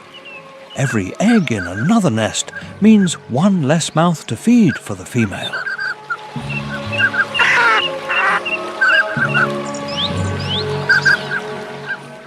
After fulfilling the obligatory task of raising some of her little ones, the female will build her own nest in a tree near the water. Although during this time some male ducks continue their role as a nourishing father, protecting the female and the nest, the female will incubate the eggs alone, being solely responsible.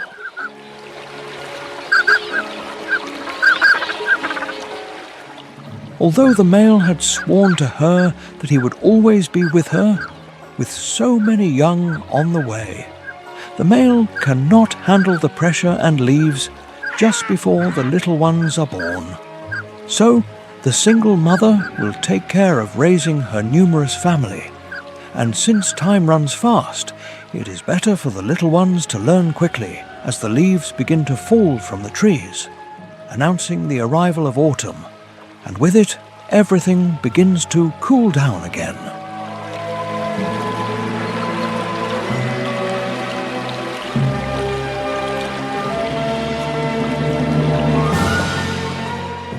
With the arrival of autumn in Siberia, the tension rises in the air.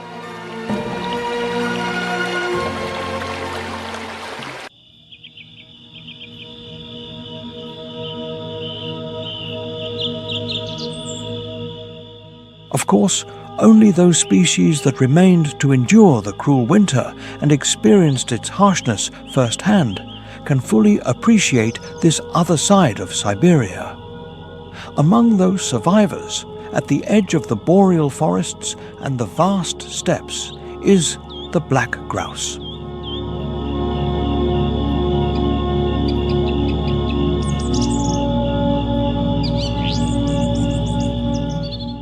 With its lyre-shaped tail, from which it takes its name, and a beautiful black plumage with mystical blue iridescence, the black grouse is proof that Siberian wildlife also comes in many forms, each with its own charm, a dancer of the steppe.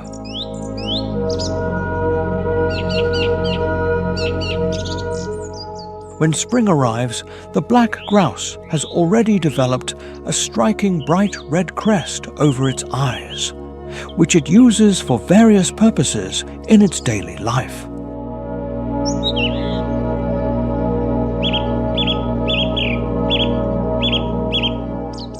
Although at first glance the black grouse may seem too fragile to withstand the long Russian winter, being a bird no more than 60 centimeters and 2 kilograms in weight, it keeps several cards up its sleeve, or rather under its feathers, to withstand the harsh living conditions of the Siberian winter and witness the arrival of the long-awaited spring.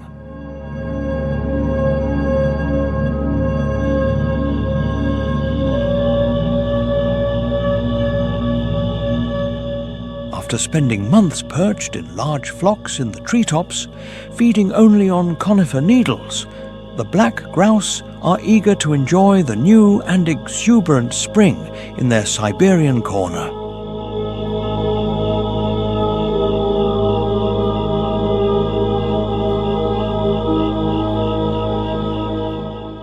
With the melting of the snow, the endless steppes reveal hundreds of kilometers of lush vegetation available for foraging.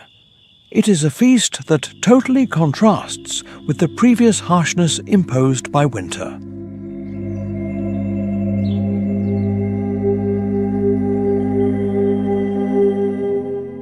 With Siberia showing its most fertile side, the black grouse's diet diversifies with berries, sprouts, stems and shrubs. Unlike migratory birds that return after journeys of thousands of kilometers, the black grouse is quite sedentary.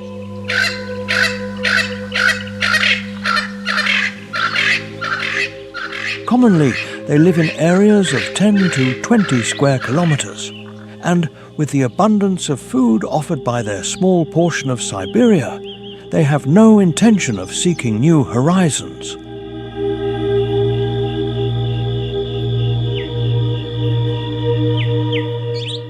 During the day, the black grouse will spend long hours rooting through the vegetation, ingesting all kinds of delicacies left behind by the snow. As night falls over the steppe, the black grouse commonly flies to nearby trees to take shelter from possible predators. That is the great advantage of living right on the border between the dense boreal forests and the now prolific steppe.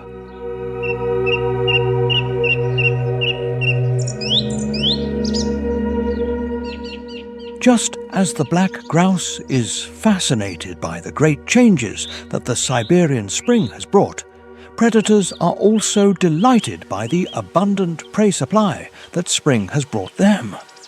And this, of course, can include a tasty black grouse of almost 2 kilograms of meat.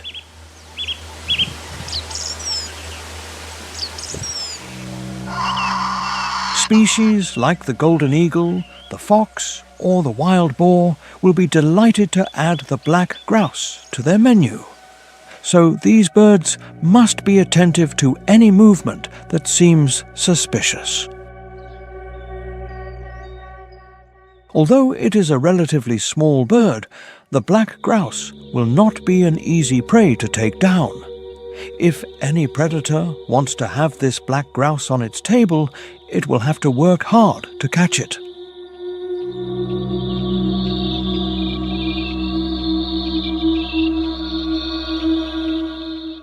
When a threat dangerously approaches the black grouse, it, true to its nature as a bird, flaps its wings and flies a short distance at low altitude to escape danger.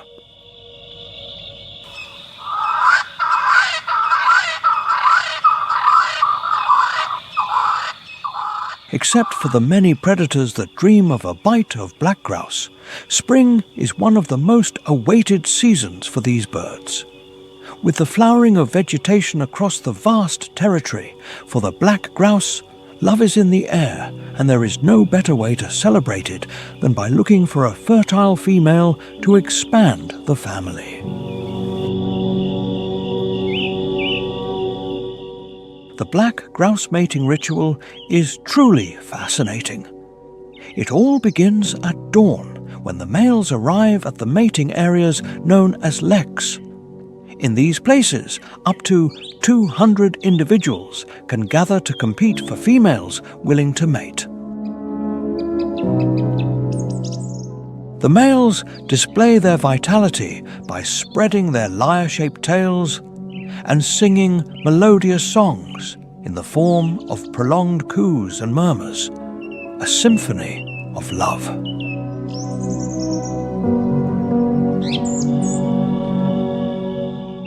When the male's tricks are successful and the pair of black grouse shows their love, the female will fly away from the mating area to seek a safe place to lay her eggs.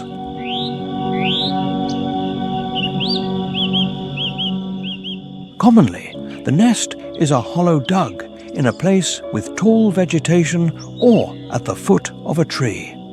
Since the male has already left, disclaiming fatherhood, the female must build the nest alone, equipping it with branches, grass and leaves, and then laying 6 to 11 eggs. For about 25 days, the mother will incubate the eggs and protect them from predators like raptors eager to enjoy a protein-rich delicacy. Once the chicks hatch, the single mother's work is not yet finished, as she will have to care for them while they learn to fend for themselves.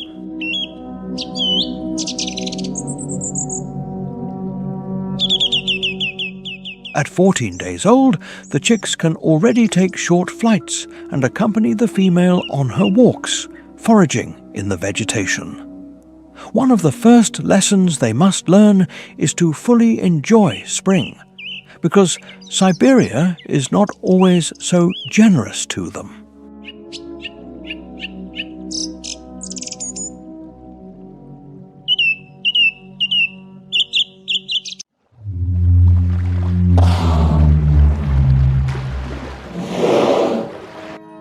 At the farthest edge of the world lies Antarctica, a continent of extremes. The sun disappears and reappears for months at a time. Temperatures plunge to levels that can freeze human breath in seconds. Even so, life clings stubbornly to existence.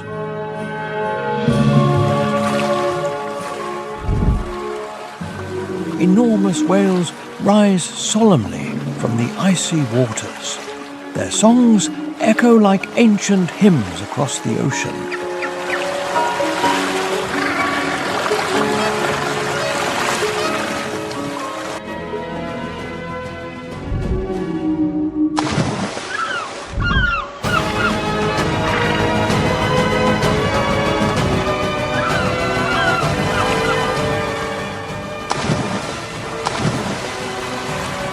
Every creature must master physiological and behavioral adaptation. Otherwise, it faces extinction.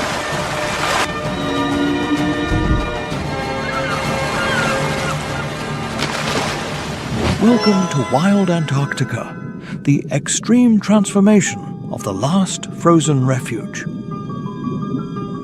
Before we begin, remember to subscribe to the channel, activate the notification bell, and tell us where you're watching from. Now, let's begin.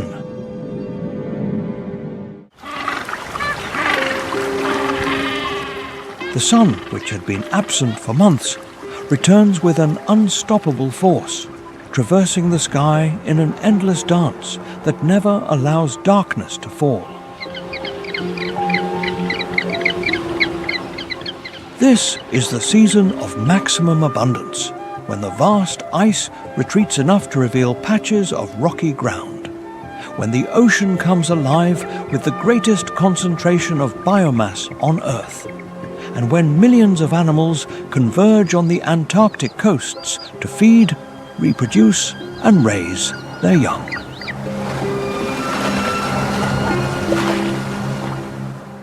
The observed transformation is practically miraculous. The vast ice shelves, which have remained rock-solid for months, begin to crack and shift, creating channels of open water that stretch for hundreds of kilometers. The ocean, now freed from its icy prison, teems with life as phytoplankton bloom explosively under the eternal daylight, transforming the water into a nutritious emerald green soup that constitutes the very foundation of the Antarctic food web. Krill, tiny shrimp-like creatures, swarm in supergroups so vast that their shadow can be detected from space, and their numbers reach the order of trillions. This is the season when Antarctica reveals its authentic nature, not as a sterile wasteland, but as one of the most productive and dynamic ecosystems on the planet. The conjunction of nutrient-rich waters, inexhaustible sunlight, and the cyclical retreat of sea ice create the perfect conditions that support some of the greatest concentrations of wildlife, an orchestration of life worthy of providence.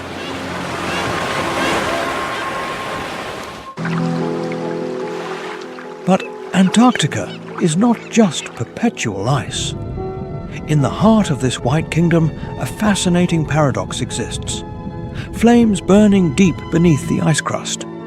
Mount Erebus, the southernmost active volcano on the planet, stands as a giant exhaling white smoke into the clear polar sky. This is one of the few places on Earth that possesses a permanent molten lava lake. The contrast between the incandescent magma at 1,000 degrees and the outer layer of snow creates a surreal scene, as if it were another planet within our own world.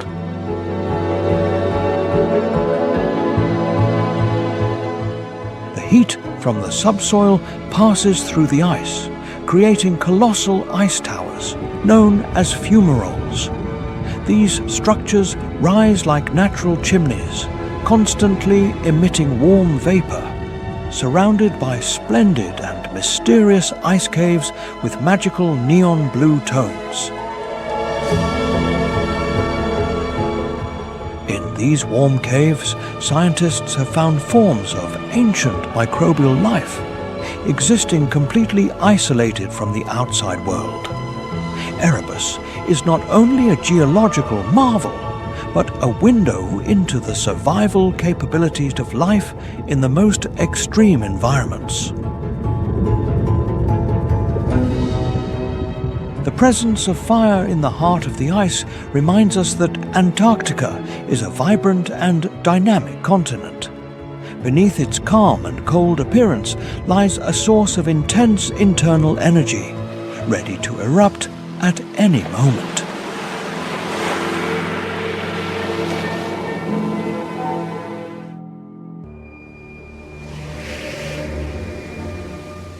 At the beginning of the austral summer, when the first and vital cracks appear in the sea ice, endless columns of black and white figures begin their epic and formidable journey across the icy landscape.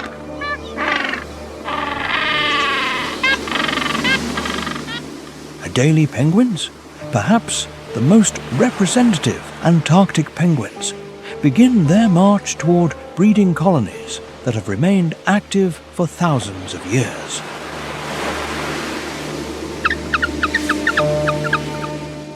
With a modest height of barely 70 centimeters, these extraordinary birds resolutely walk across ice that stretches for hundreds of kilometers, following ancestral routes that their lineages have used for millennia.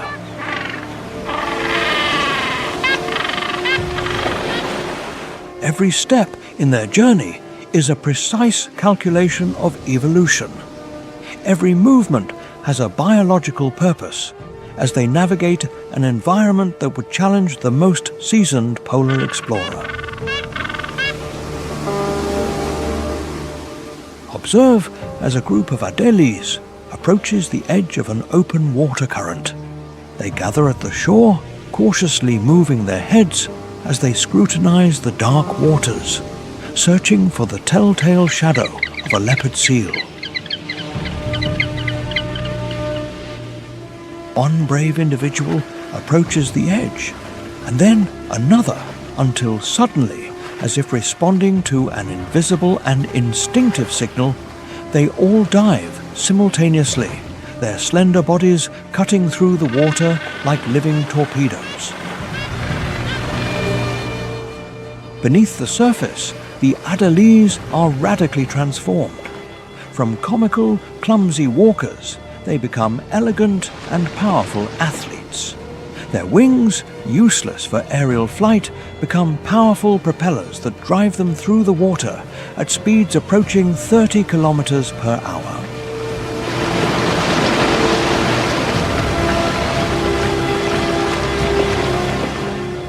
Their physiological adaptation allows them to hold their breath for up to 6 minutes, diving to depths exceeding 100 meters while searching for the krill and fish that will sustain their monumental journey.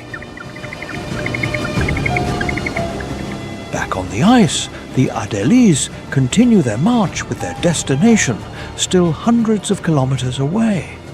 They move in dispersed formations, sometimes sliding on their bellies across the smooth ice, sometimes walking upright with dignity over rough terrain. Their journey is fraught with danger, from the constant threat of leopard seals to the risk of being caught in a sudden blizzard or being separated from the group by a crack opening in the ice.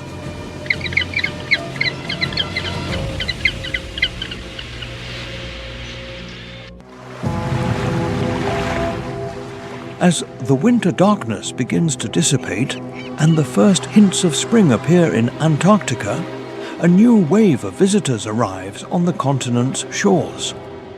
Chinstrap penguins, or Pinguinos barbicho, are distinguished by the black line running beneath their chins, resembling a helmet strap.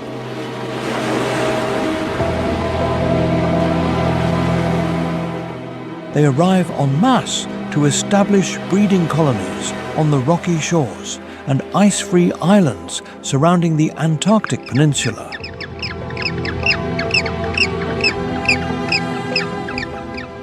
These penguins are among the most aggressive and territorial species. Their arrival marks the beginning of one of the most intense periods of competition and conflict in the ecosystem.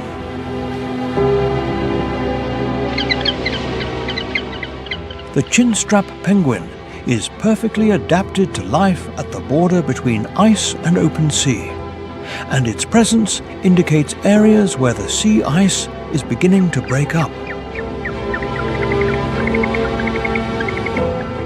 The arrival of the chinstrap penguins on the shore is accompanied by a cacophony of calls and displays as they establish their territories. The males arrive first, claiming the best nesting sites and defending them vehemently from rivals.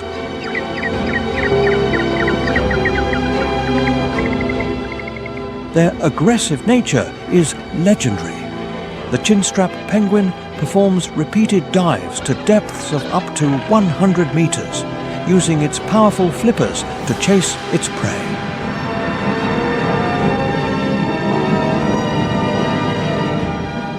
The presence of chinstrap penguins serves as an indicator of ecosystem health. These birds are sensitive to changes in sea ice extent and krill abundance, and researchers closely monitor their reproductive success as a measure of the overall health of the Antarctic marine ecosystem.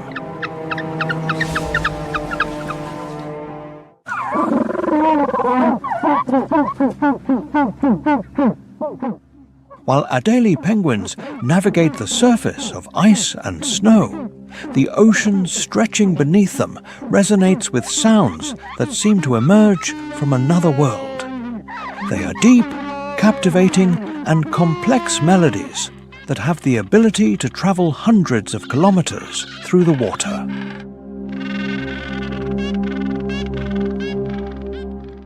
These are the unmistakable songs of the humpback whale, and as the Antarctic summer progresses, a growing number of these magnificent creatures migrate to the Southern Ocean to partake in the abundance the season offers.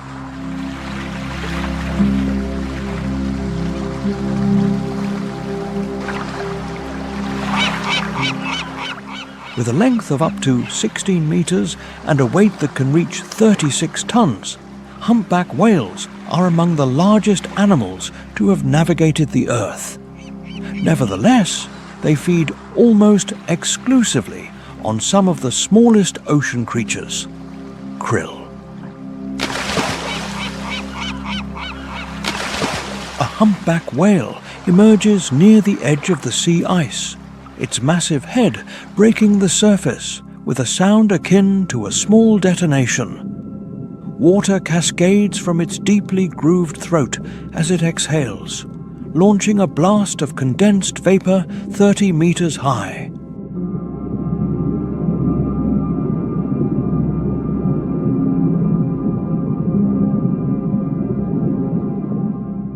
Beneath the surface, the humpback whale executes one of nature's most spectacular feeding behaviors. Working alone or in perfectly coordinated groups, humpback whales employ a hydroacoustic strategy called bubble netting to concentrate their prey.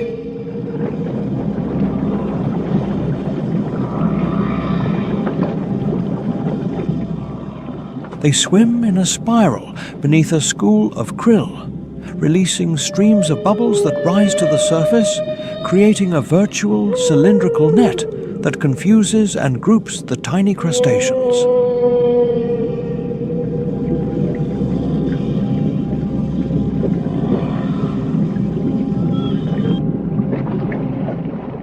At the crucial moment, the whale surges like a propelled rocket through the center of the bubble net, opening its enormous mouth to reveal the baleen plates that filter thousands of liters of water and krill.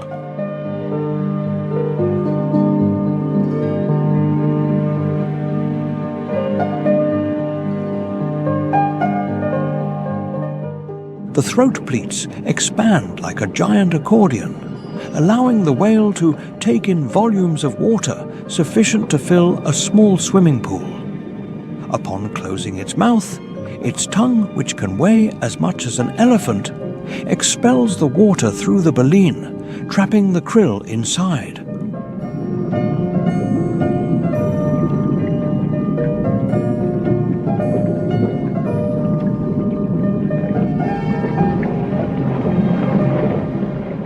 This feeding behavior, repeated dozens of times a day, allows humpback whales to consume up to 1.5 tons of krill daily, storing the crucial energy they will need for their epic migration to tropical waters, where they will breed and give birth.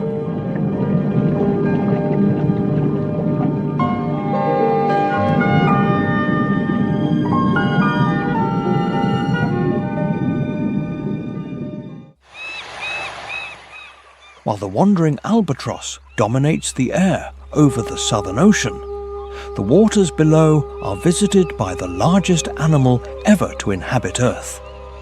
The blue whale, reaching lengths of over 30 meters and weighing up to 200 tons, arrives in Antarctic waters during the summer months to feed on the immense schools of krill that flourish under the midnight sun.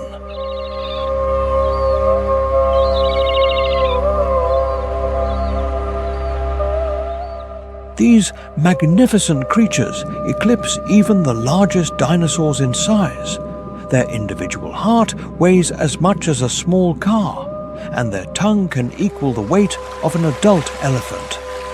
However, despite their overwhelming size, blue whales are among the most elegant and stealthy swimmers.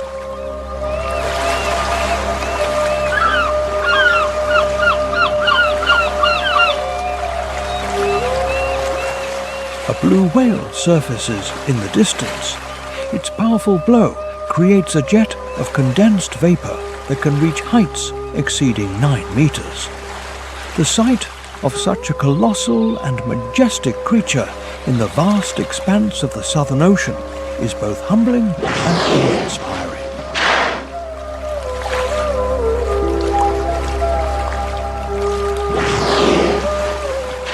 The blue whale's feeding strategy is one of nature's grandest spectacles.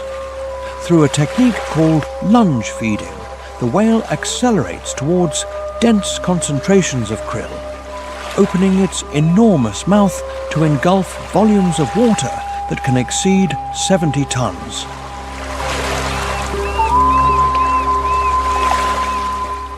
The throat pleats expand like a giant accordion, and its tongue, weighing up to 3 tons, expels the water through the baleen plates.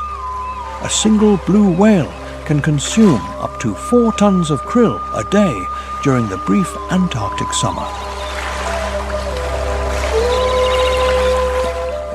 These gentle giants play a crucial role in the Antarctic ecosystem, not only as krill consumers, but also through an ocean fertilization function, as their massive iron-rich fecal plumes help promote the growth of phytoplankton, the base of all southern marine life.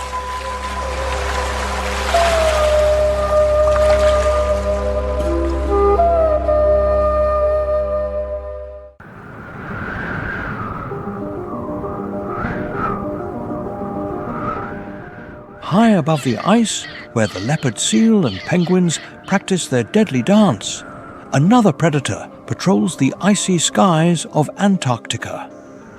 The Antarctic skua, or Pagalo antarctico, is a bird with such a fierce reputation that it has been nicknamed the Pirate of the Antarctic.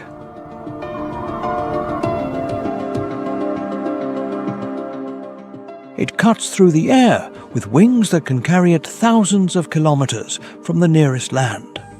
These extraordinary birds are the Antarctic opportunists par excellence, equally adept at scavenging on the ice, stealing food from other birds, or hunting live prey, from fish to penguin chicks.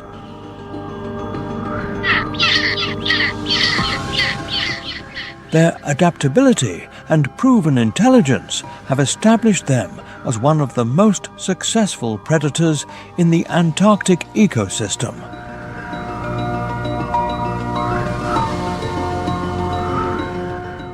A skua spots a group of Adelie penguins feeding their chicks in a colony.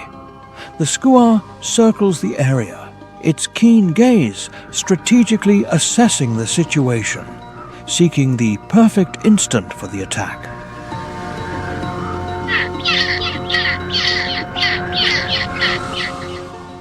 The aggression is swift and decisive. The skua swoops down onto the colony, its harsh cries sowing chaos and panic. In the confusion, it focuses on a parent penguin returning with food, relentlessly harassing it until the penguin, due to stress, regurgitates its catch. The skua immediately dives to claim its bounty.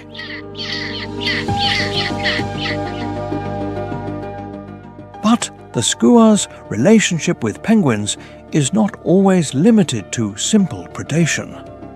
These intelligent birds have been observed employing sophisticated coercion strategies to maximize their hunting success.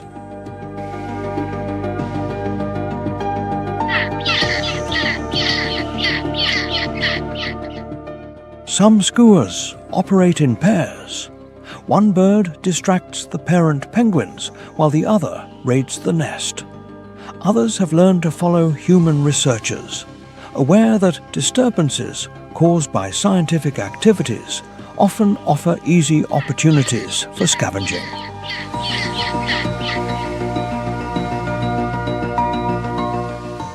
The skua's reputation as a pirate is well-deserved, but it is also a clear demonstration of its remarkable behavioral plasticity. In an environment where vital resources are scarce and widely dispersed, the ability to exploit any available opportunity is the biological key to survival.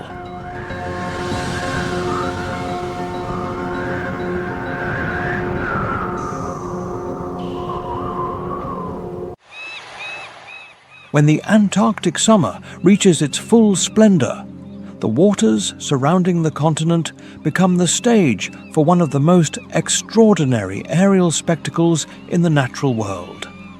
The wandering albatross, with its 3-meter wingspan and absolute mastery of dynamic gliding, patrols the Southern Ocean with an efficiency that seems to defy the laws of physics.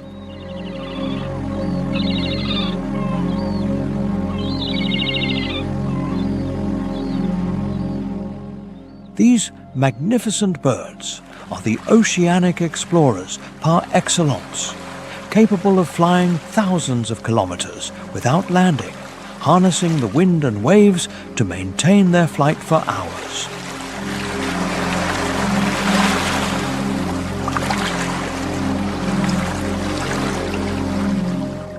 A wandering albatross effortlessly glides over the swell, its massive wings barely moving as it navigates the air currents generated by the waves. Its keen gaze scrutinizes the surface for signs of food. The albatross's flight is a masterpiece of energy conservation. Through a technique known as dynamic and sustained gliding, the albatross harnesses the difference in wind speed at various heights above the ocean surface.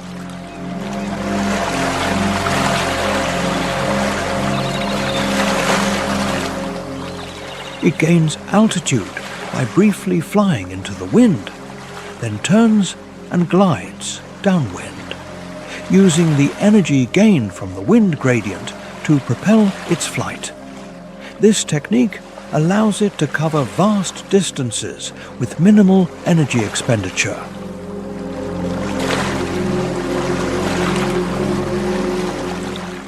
When the albatross spots potential prey, its approach is calculated and precise. It descends onto the water's surface with surprising grace, its webbed feet acting as brakes upon stopping.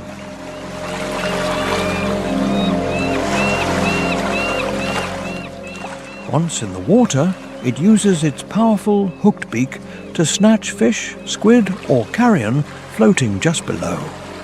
The presence of the wandering albatross in Antarctic waters is seasonal, coinciding with the peak productivity of the Southern Ocean.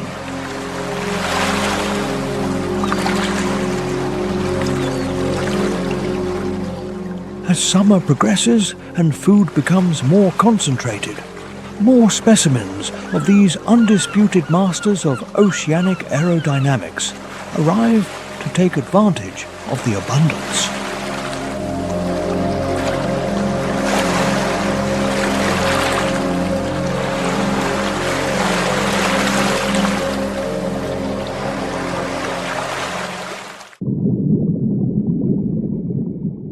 While humpback whales feed in the deep coastal waters, a predator of a different nature patrols the critical ice edge with the open ocean. The transition zone where solid ice merges with the open ocean. The leopard seal in the shadow of imposing ice flows, the leopard seal waits with the strategic patience of an expert hunter. With a length of up to 3.5 meters and a weight that can reach 600 kilograms, the leopard seal is the majestic apex predator of Antarctica, a creature so perfectly adapted to hunting in the icy environment that it lacks natural enemies in adulthood.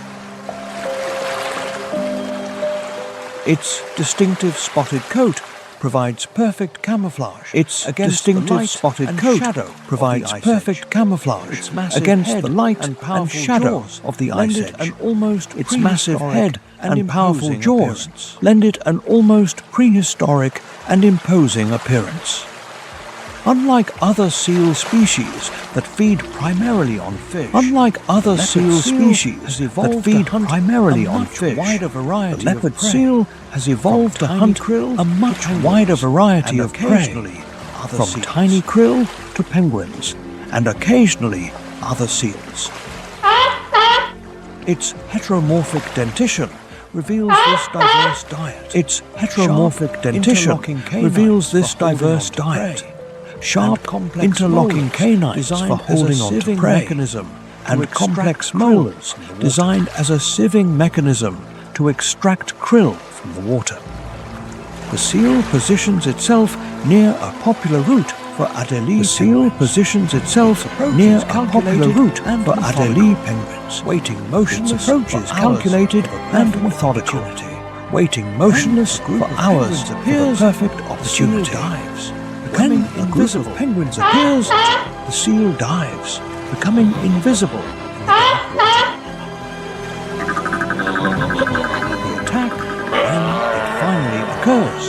is explosive. The attack in its violence finally occurs is explosive in its violence and precision. From the depths, the leopard seal rises like a propelled rocket from the depths.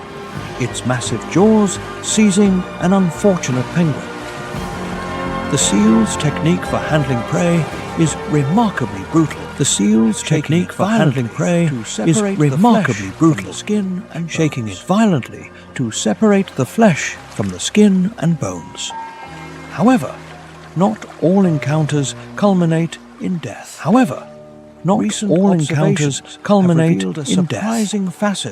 Recent observations have revealed a surprising facet of these predators. Playing with penguins. Some leopard seals have been documented playing with penguins without inflicting harm, or even attempting to feed live penguins to human divers.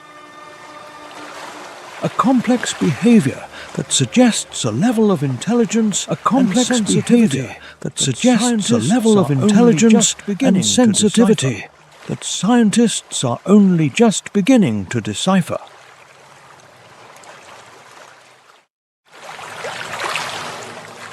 With the Antarctic summer at its peak, the rocky beaches and grass-covered slopes of the sub-Antarctic islands are the stage for one of the most remarkable biological comebacks in conservation history. Antarctic fur seals, which were hunted to the very brink of extinction for the value of their luxurious coats, have returned to their traditional breeding grounds in numbers that would have seemed impossible just a few decades ago, a testament to biological perseverance. The males arrive first. Huge alpha males weighing up to 200 kilograms, with thick necks and powerful shoulders that offer palpable testimony to the battles they will wage for their reproductive rights. They haul themselves onto the beaches with surprising grace for animals of such size. A dominant male guards his territory from atop a rocky promontory. His guttural bellows echo across the beach like a declaration of sovereignty. The first females begin to arrive, more slender and graceful. They are in an advanced state of gestation and have come to these beaches to culminate the biological miracle of life. Each female will seek the territory of the strongest male, a decision that will determine the fate and safety of her pups.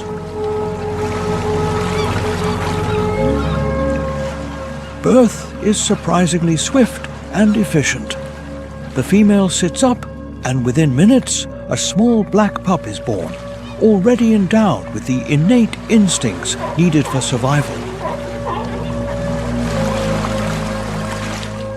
The mother immediately begins to clean and nurse her pup, forging a crucial emotional bond. Within days, the pup is already swimming in the deep pools. The mother must balance the needs of her pup with her own for food, undertaking increasingly longer foraging trips to the sea for krill.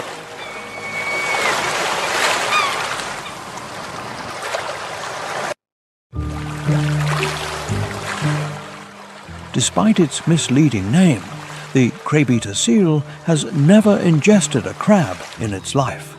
These elegant silver-grey seals are the ultimate specialists in krill consumption, possessing one of the most specialized sets of teeth in the entire animal kingdom, designed specifically to filter these tiny crustaceans from the water.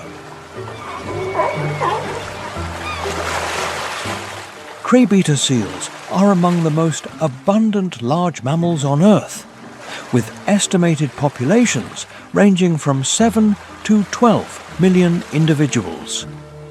During the Antarctic summer, they can be found throughout the sea ice zone, often resting on ice floes in groups of tens or even hundreds. A group of craybeater seals rests on a large ice floe, but this apparent inactivity is misleading. Their entire behavior is dictated by the biological need to find food and avoid predators in one of the most challenging environments.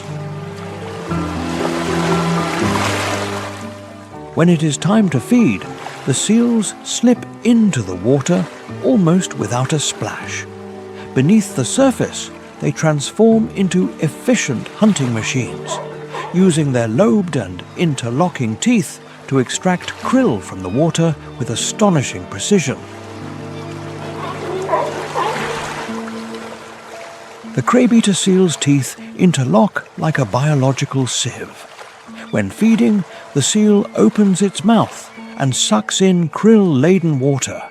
It then uses its muscular tongue to expel the water through the gaps between its teeth, trapping the krill inside. This filter feeding strategy is so efficient that a single craybeater seal can consume up to 8 kilograms of krill daily, and the collective impact of the entire population on Antarctic krill stocks is colossal. It is estimated that craybeater seals consume more krill than all other Antarctic predators combined, establishing them as one of the most important species in the Southern Ocean ecosystem.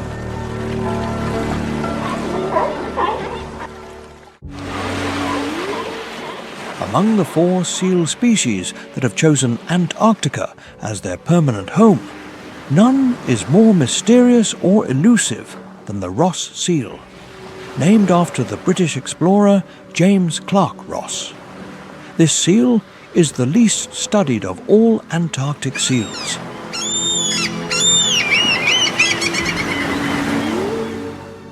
Its reserved nature and unusual preference for the densest and most distant ice packs make its observation and the study of its ecology extremely difficult. Ross seals are immediately recognizable by their distinctive physical appearance.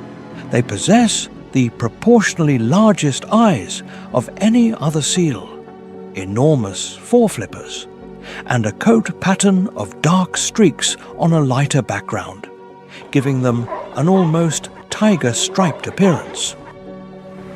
These adaptations suggest a lifestyle exceptionally well-suited to the extreme environment. A Ross seal hauls itself onto a remote floe deep within the sea ice, its huge eyes scrutinizing the surrounding ice. Its distinctive coloration provides it with excellent camouflage against the mottled lights and shadows of the icy environment, making it almost invisible.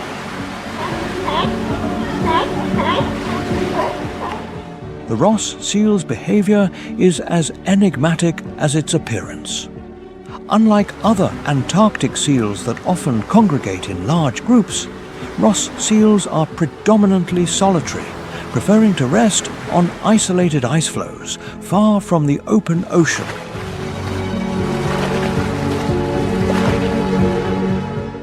Its diet primarily consists of squid, fish, and krill, but its hunting behavior remains largely a mystery. Recent satellite tracking research has revealed that Ross seals are capable of extraordinarily deep dives, reaching depths exceeding 700 meters and staying underwater for up to 2 hours.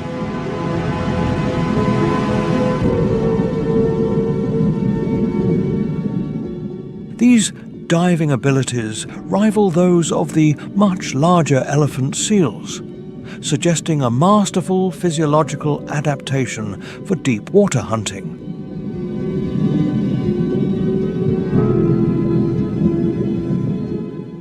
The vocalizations of the Ross seal are among the most unusual sounds in Antarctica, including siren-like trills and moans that can be transmitted over long distances through the ice, likely playing a role in communication between widely dispersed individuals.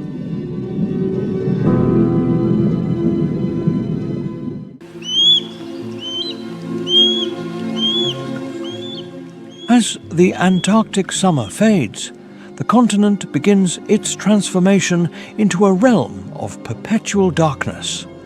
The sun, which for months has relentlessly wheeled across the sky, begins to sink slowly toward the horizon with each passing day, until it finally vanishes completely, plunging Antarctica into a winter that will last for 4 long months.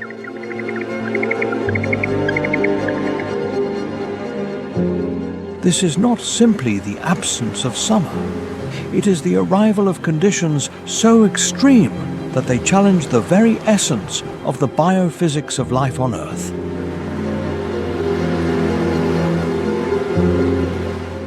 Temperatures, which were merely frigid in summer, drop to depths that would freeze exposed flesh in a matter of minutes.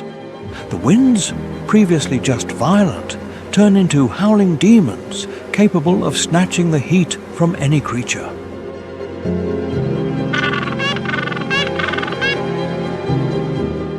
The ocean, which teemed with life in summer, begins to freeze. Its surface becomes a robust ice platform capable of supporting the weight of the planet's largest animals.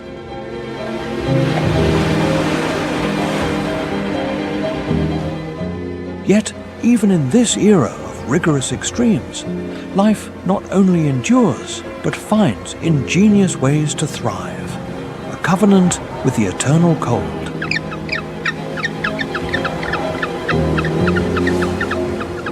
The creatures that choose to remain in Antarctica during winter are the true masters of survival.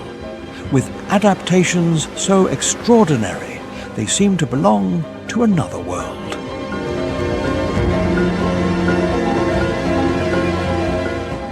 Emperor penguins huddle together in compact formations that can number up to hundreds of thousands, sharing warmth and protection against the deadly cold.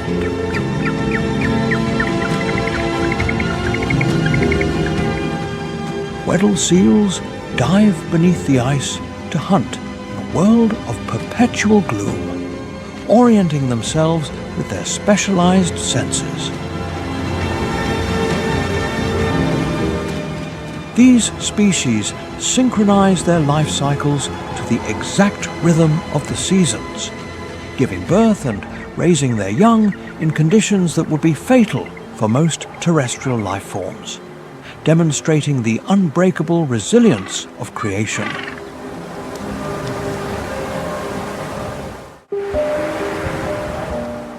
In the depths of the Antarctic winter, when most of the continent is plunged into perpetual darkness, an extraordinary visitor arrives from the other end of the Earth. The Arctic tern, after completing the longest migration of any animal on the planet, arrives in Antarctic waters.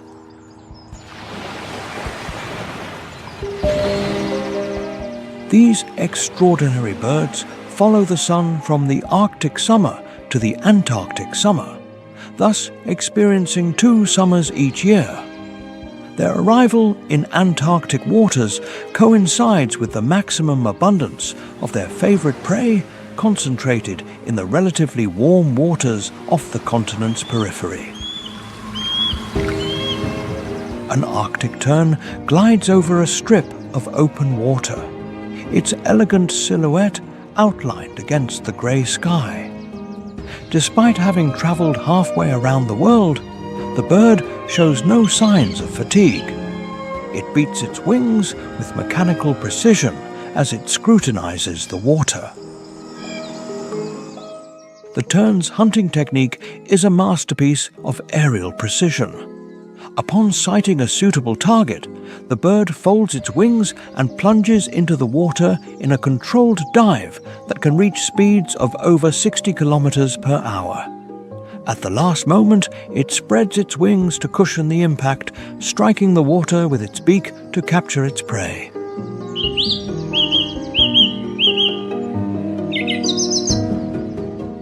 The tern's ability to navigate such vast distances using celestial cues, magnetic fields, and other environmental signals remains one of the great mysteries of animal behavior.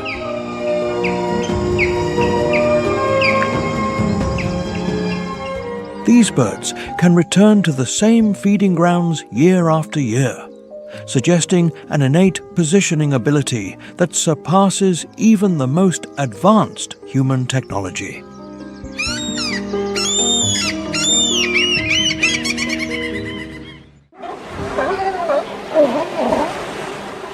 The leopard seal continues to be the alpha predator of Antarctica. However, winter brings new challenges and also new tactical opportunities for these magnificent hunters.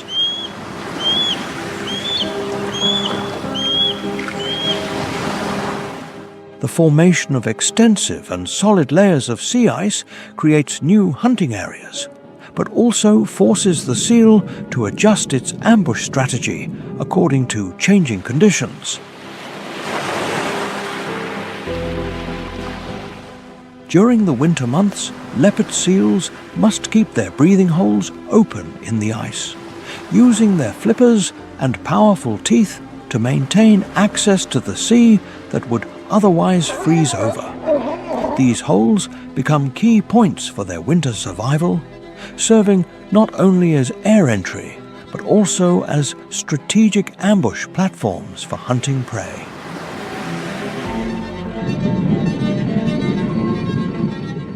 A leopard seal emerges to the surface through the hole, its massive head surging from the dark waters with explosive power. Its patience is legendary among Antarctic predators.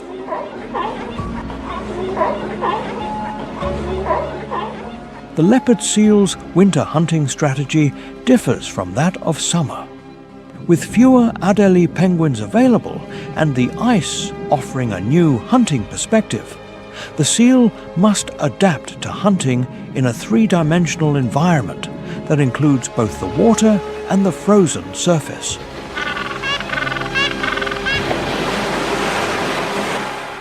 Some leopard seals have been documented hunting under the ice, using their powerful sonar system to locate prey in the dark waters.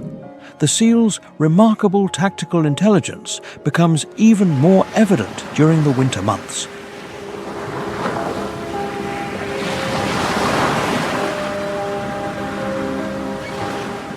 Some seals have been observed developing unique and innovative hunting techniques, such as using ice floes as mobile platforms to attack prey, or creating controlled waves to knock them off the icy surfaces.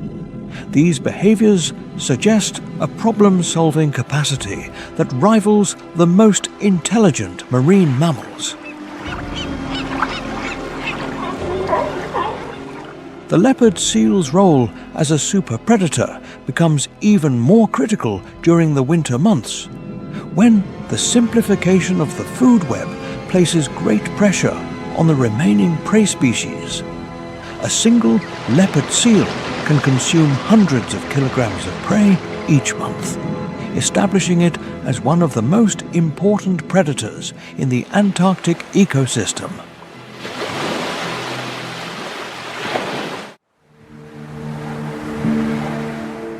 While predators patrol the surface, another Antarctic specialist has found a way to escape the worst winter conditions by living beneath the ocean's frozen surface. The Weddell seal, named after the explorer James Weddell, is one of the southernmost living mammals on Earth.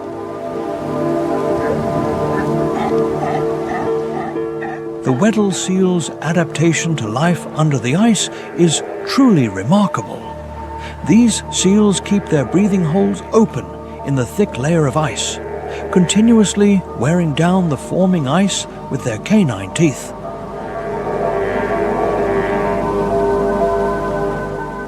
This behavior comes at a high cost. The continuous wear eventually ruins their teeth, and older seals often die when they can no longer maintain the vital breathing holes.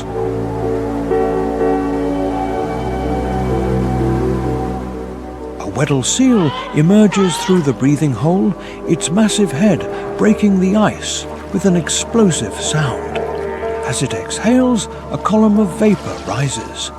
The warm air from its lungs creates a cloud of steam that instantly freezes.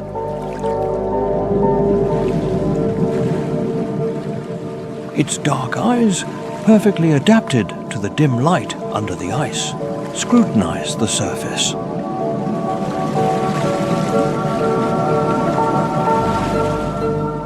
Under the ice, the Weddell seal inhabits a world of perpetual gloom, where the only light comes from the bioluminescence of marine creatures. Here, in waters that never exceed 2 degrees below zero, the seal hunts fish, squid, and crustaceans with almost supernatural precision.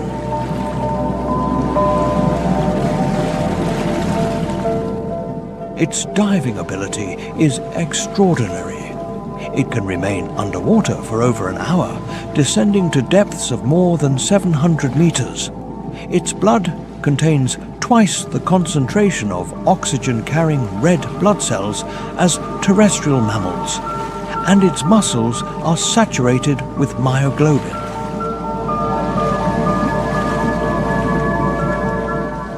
The hunting strategy is sophisticated. Using a form of echolocation similar to that of dolphins, the seal can locate its prey in total darkness.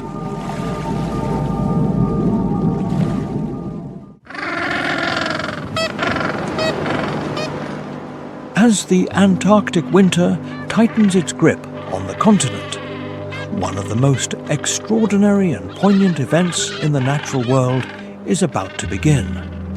Deep within the Weddell Sea, where the ice stretches for hundreds of kilometers in every direction, thousands of emperor penguins gather for a mating ritual that has remained unchanged for millions of years.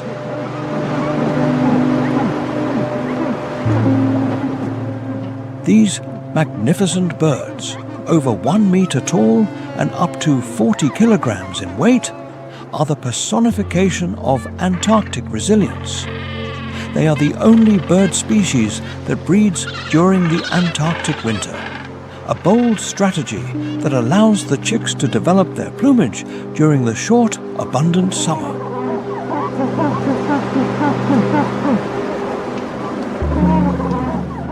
The emperor penguin breeding colony is an indescribable spectacle. Thousands of birds stand in dense protective huddles on the ice, their black and white plumage contrasting with the infinite whiteness of the landscape.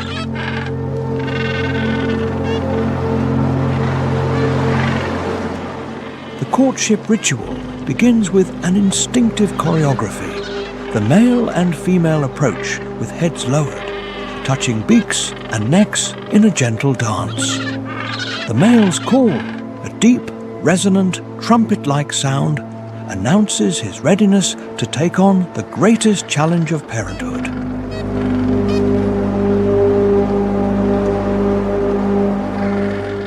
After mating, the female lays a single precious egg, which she then transfers with perfect coordination to the male. The male places the egg on his feet, covering it with a fold of warm skin called the brood pouch.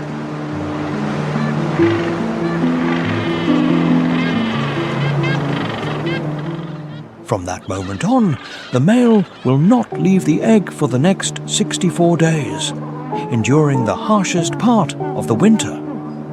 The emperor penguin male's fast during the incubation period is one of the most heroic parental fasts in the animal kingdom.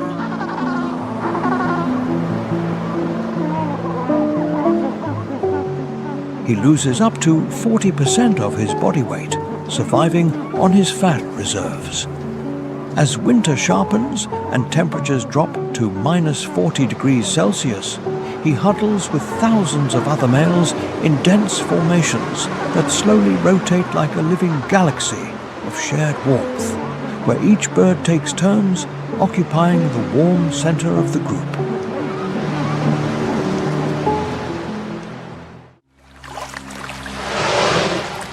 In the icy waters where the colossal squid lurks, another king of the ocean emerges, not just by its strength, but by its superior collective intelligence. The killer whale, or orca, is the ultimate alpha predator, dominating the Southern Ocean with sophisticated and astonishing coordinated tactics.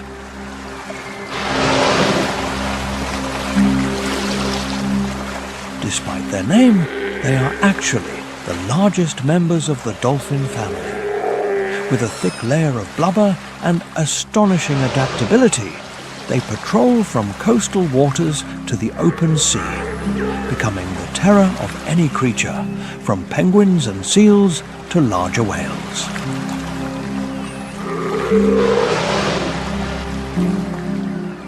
These hunters are famous for their unique wave-washing technique in Antarctica. A pod of orcas will swim in synchrony to create powerful waves, capable of knocking a seal resting on an ice floe into the water, a testament to their extraordinary intelligence and synergy.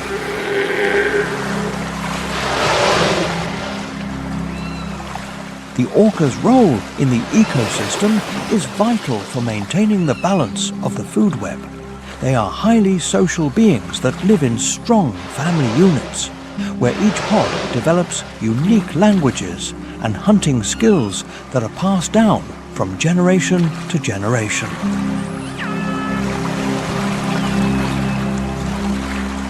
Their presence brings both majesty and fear to the polar waters. In this world of ice, the orca is not just a simple hunter, but a symbol of the strongest collective intelligence and power on the planet.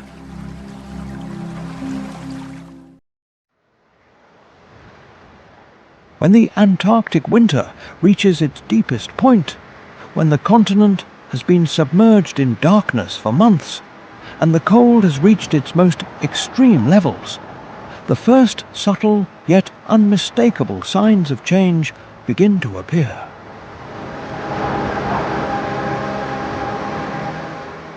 The transition from winter to summer in Antarctica is not characterized by a gradual warming, but by the slow and majestic return of light to a world that has been shrouded in shadows.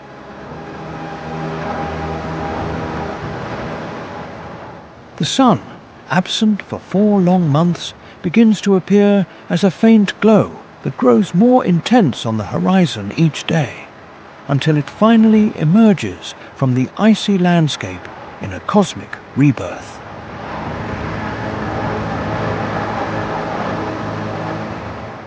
This moment, when the sun first appears on the horizon after the long Antarctic night, is one of the most dramatic transitions in the natural world, marking the beginning of a new and vital cycle of life and renewal.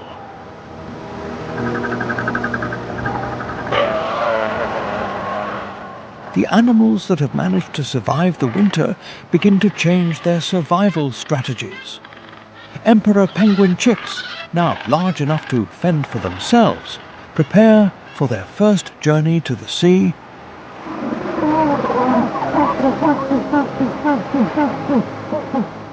Weddell seals, after maintaining their breathing holes all winter, begin to venture beyond the icy territory. Snow petrels, the ghostly guardians of the winter landscape, begin preparations for the breeding season that will transform the continent.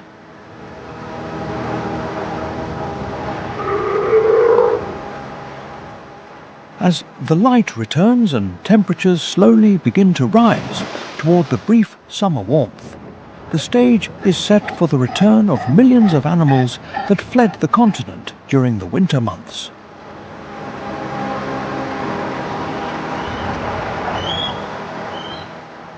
The Great Migration is about to begin anew, and Antarctica will once again be the stage for one of the greatest manifestations of life and design on Earth.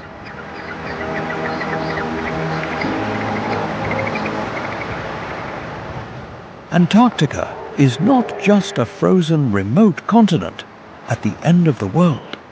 In modern science, It is considered one of the most sensitive indicators of climate change. A giant natural laboratory where the Earth records its own changes.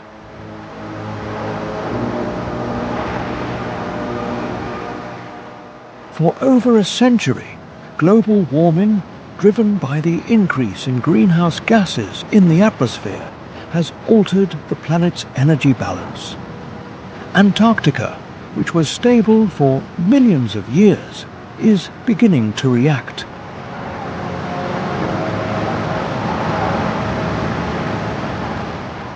One of the clearest signs is the instability of the Antarctic ice sheet, the largest mass of ice on Earth. As the ocean temperature rises, coastal ice shelves thin and collapse, allowing inland glaciers to flow faster toward the sea.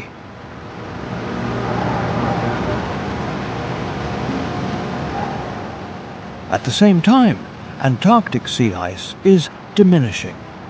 It plays a vital role for the ecosystem and is the reflecting mirror that helps Earth return solar energy to space.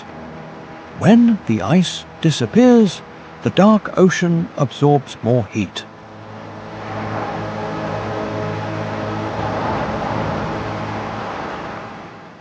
The Southern Ocean is also suffering another invisible pressure: ocean acidification. By absorbing a large part of the CO2, the water's pH gradually decreases, directly affecting plankton and krill.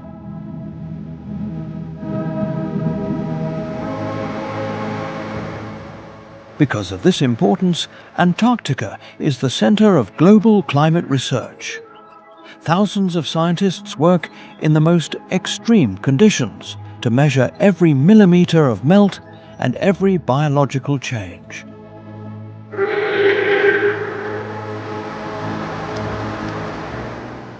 But Antarctica's greatest message is a simple truth. Every 1/10 of a degree Celsius counts. Climate change is not a distant event, but a process happening right now.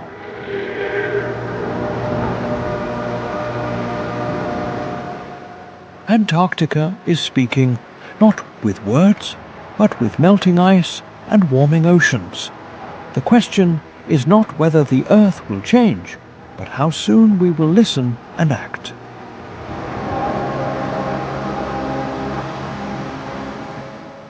But even while celebrating the return of light and life, we must acknowledge the growing challenges facing this pristine nature. This continent, nearly unaltered for millions of years, is now facing pressures that threaten to change its fundamental character.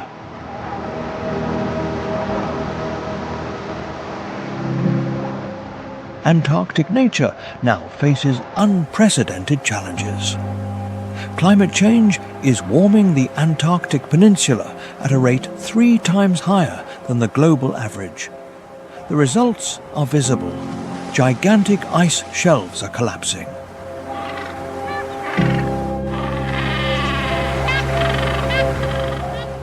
The collapse of ice shelves has eliminated vital habitats for Adelie penguins.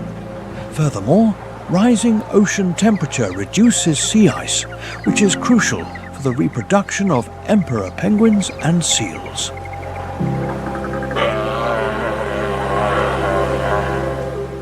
Commercial fishing in the Southern Ocean continues to pressure key species like krill and deep-sea cod. The accidental introduction of non-native species threatens to alter ecosystems that evolved in isolation.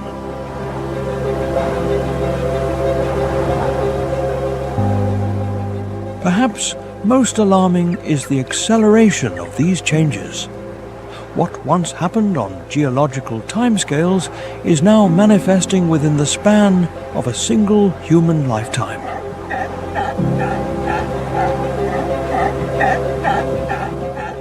The magnificent creatures that have managed to survive in Earth's most extreme environment now face their greatest challenge: surviving the consequences of human activity on a global scale.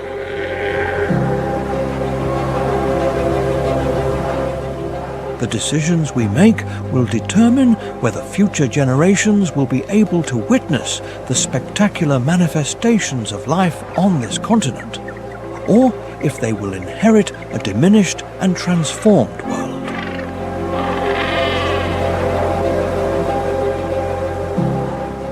Has the incredible wildlife of Antarctica inspired you? Like this video and tell us what your favorite animal is in the comments. Share it to protect these fragile ecosystems. Don't forget to hit the bell for your next wild adventure.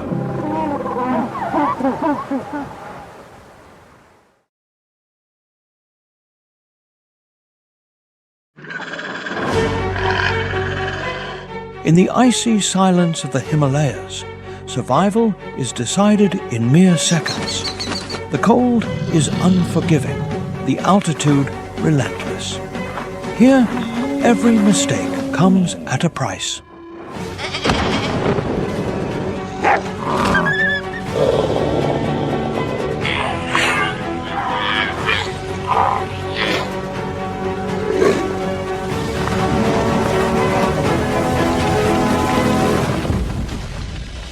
Tibet spans more than 2.5 million square kilometers in the heart of Central Asia, between India, Nepal, Bhutan and Myanmar.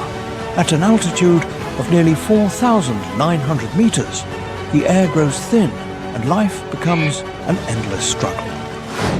Welcome to Tibet, the highest place on the planet, known to many as the roof of the world.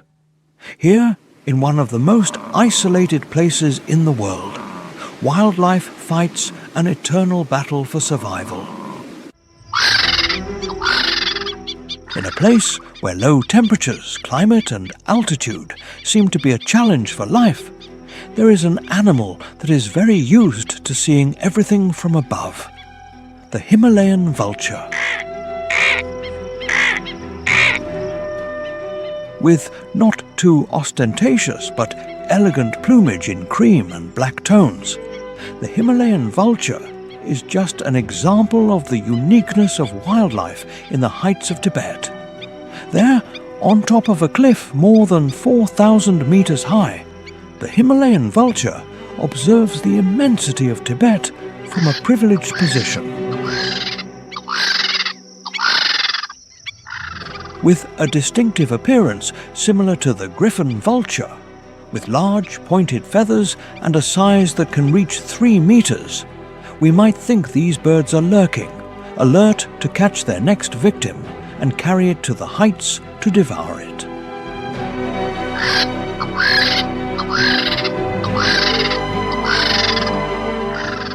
But nothing of the sort. The Himalayan vulture patiently waits from the heights for the wildlife of Tibet to put something on its table.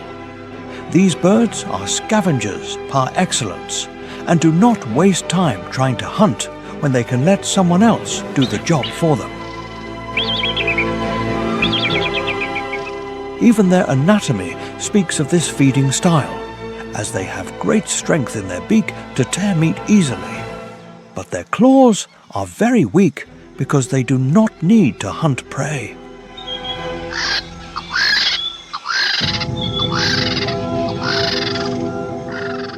The habit of eating carrion is also to blame for the bald area on their neck and head, as thousands of years of evolution have made this species lack feathers in that area to easily rummage through corpses.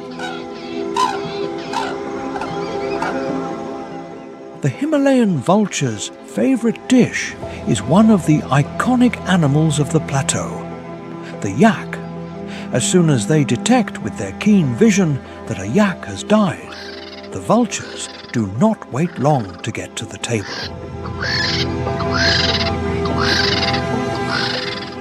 With the peculiar rattling sound they always make when landing on a corpse, these Tibetan residents are fervent believers that nothing served on the plate should be wasted. They are capable of cleaning the meat of this enormous animal in just 120 minutes.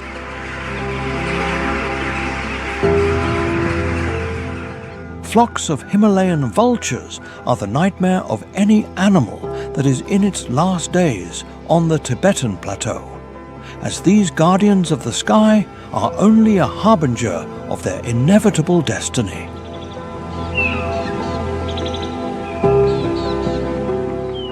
These vultures usually fly in the sky in groups of 10 to 20 members, all with an empty stomach and ready to satisfy themselves. When the breeding season approaches in January, Himalayan vultures begin to build nests to care for their eggs. And what better place than a cliff more than 4,000 meters high to establish the family home for a few months?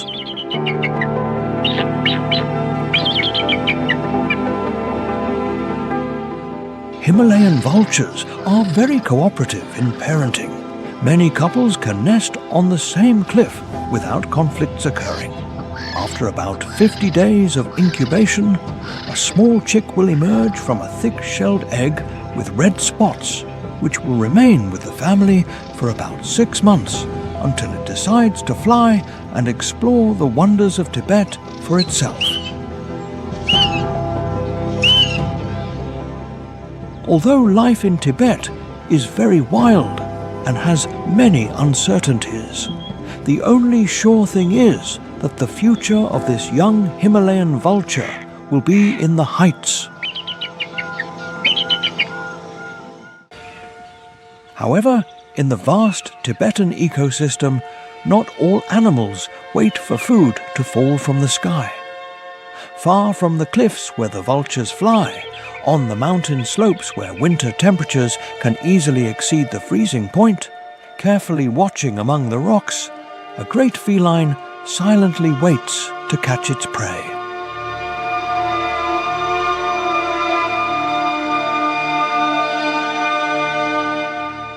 Capable of jumping up to 15 meters in the air and with grey fur that makes it almost invisible to its prey by blending with the icy landscape, when the snow leopard is stalking, escape is impossible.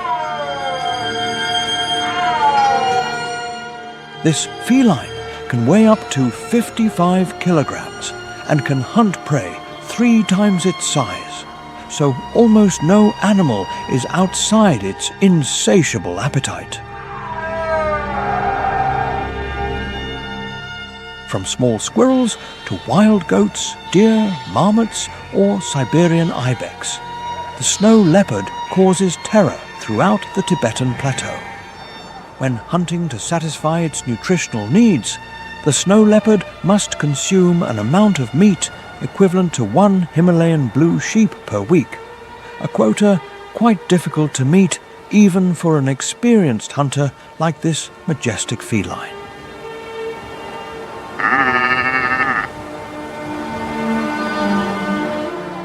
The snow leopard is the clearest example of wildlife adaptation to the demanding climatic conditions of Tibet. They usually live on the slopes of the mountains, where the landscape is painted in grey and white tones. Its fur camouflages perfectly with the environment. The feet of this feline are like a kind of snow boots that help them walk without obstacles on the icy terrain where they live.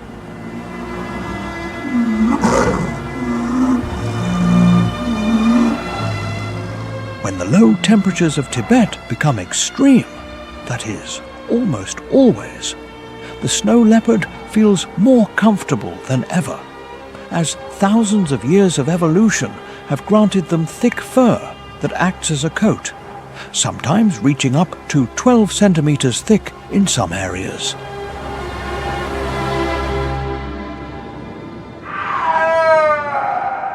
Furthermore, they use their unusually long tail, often reaching 100 centimeters, as a scarf to help keep the rest of the body warm.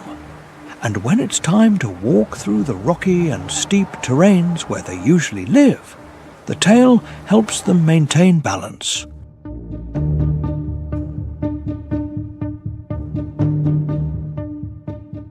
Similarly, their large nasal cavities allow them to warm the inhaled air, acting as a kind of mask.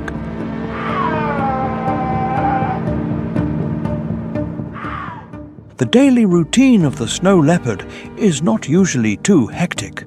This feline, between naps and breaks, spends up to 18 hours a day inactive, thus saving all its energy for the moment of the hunt, because even the glorious king of the Tibetan mountains does not know when its next meal will be.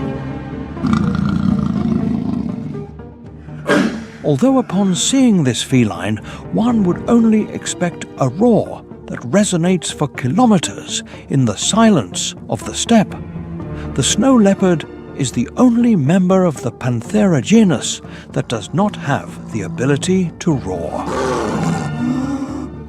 The life of the snow leopard on the Tibetan plateau is usually quite solitary and elusive. The immensity of the region is ideal for its territorial temperament, as a single individual can dominate up to 1,000 square kilometers of territory. The most active time of the day for this great feline is at dusk and dawn, when wild goats, one of its favorite preys, should hide for their own good.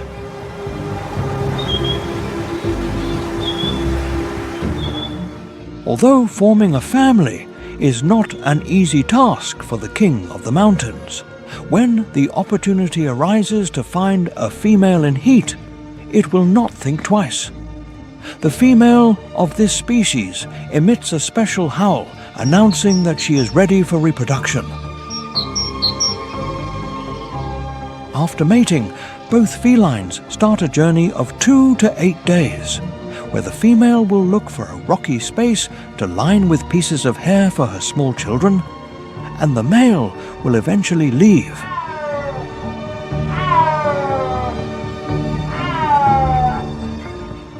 After about 90 to 100 days of gestation, the mother gives birth to 2 cubs. As a good single mother, she will be in charge of caring for the young, nursing them and protecting them from the dangers of Tibet. After a year, they will be ready to seek their own territory and continue to be the kings of the mountains in this majestic land of the planet.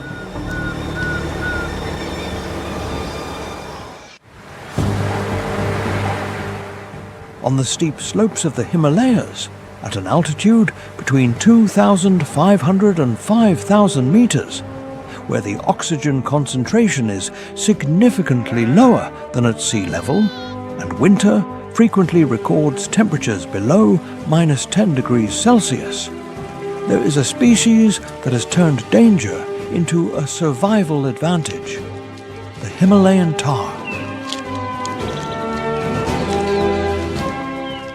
In an environment where living conditions change abruptly according to altitude and season, the tahr moves with astonishing calm, reflecting a long adaptation to the mountains.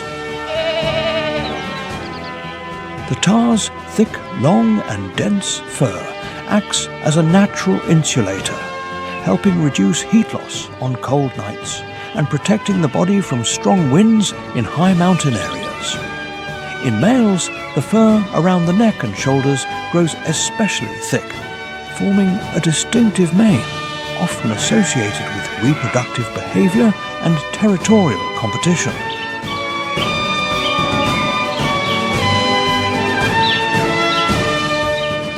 The tahr's hooves have a characteristic structure, a hard edge surrounding a soft core, which allows them to grip firmly onto rocks and rugged terrain, a feature widely documented in mountain goat species.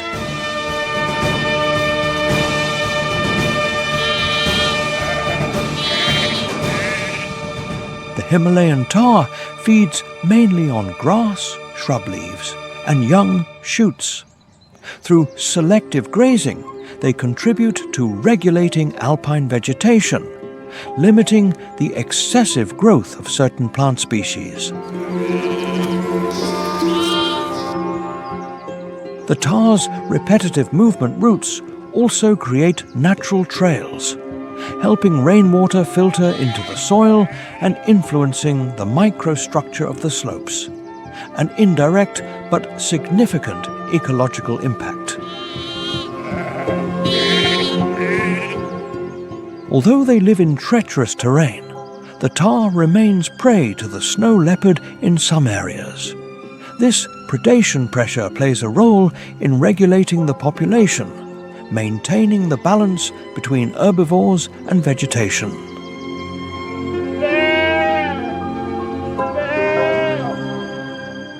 Every precise jump of the tar between rocky outcrops is the result of an evolutionary process spanning tens of thousands of years in a relentless environment.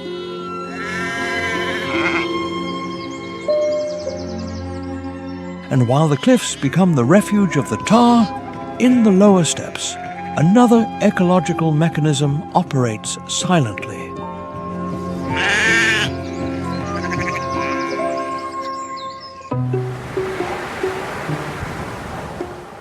But the immensity of Tibet is not only home to ferocious predators and scavengers lurking for their next prey. Among the endless forests of this land, there is a friendly animal that prefers to live slowly and at its own pace, eating delicious bamboo branches.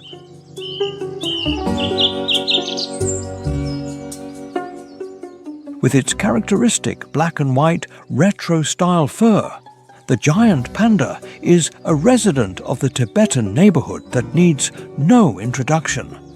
Its gentle and calm character makes it one of the most popular animals. In a territory where daily life is often a challenge, the panda has decided to lead a much quieter life, wandering through the forest in search of tasty branches of its favorite food, bamboo.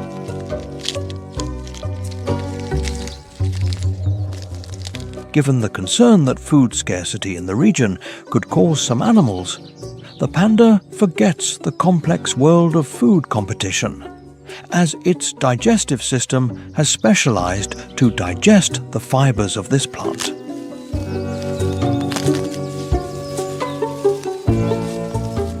Although it is true that the panda's digestive system is similar to that of carnivores, it has decided to become a vegetarian. Although occasionally, if a small rodent crosses its path, it will not hesitate to eat it as a snack. The low nutritional value of bamboo means that this adorable black and white bear has to spend most of the day eating branches. Around 14 hours of its daily routine are dedicated solely to eating, consuming almost 40 kilograms of bamboo a day.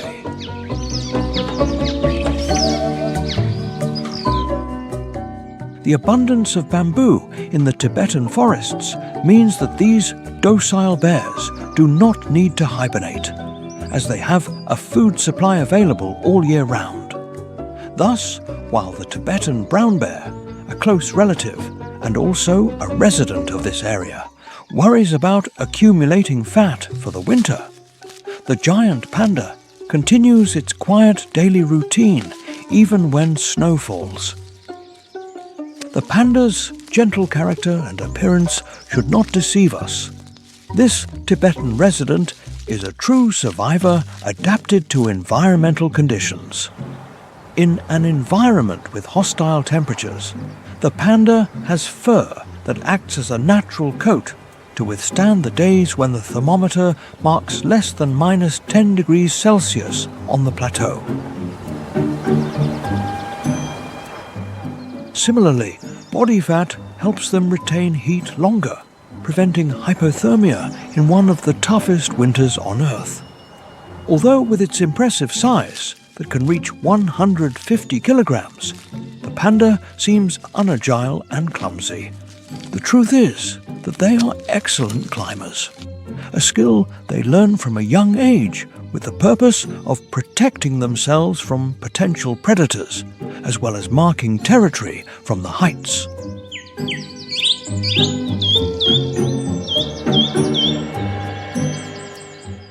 The panda's life is generally solitary, and each adult has a clearly defined territory so as not to have problems with other conspecifics.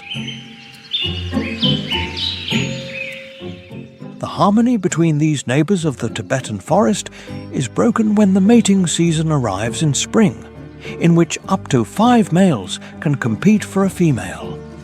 Here, the panda sets aside all its fame for pacifism and tenderness to win the right to mate with a female who, curiously, has travelled a long distance in search of her suitor.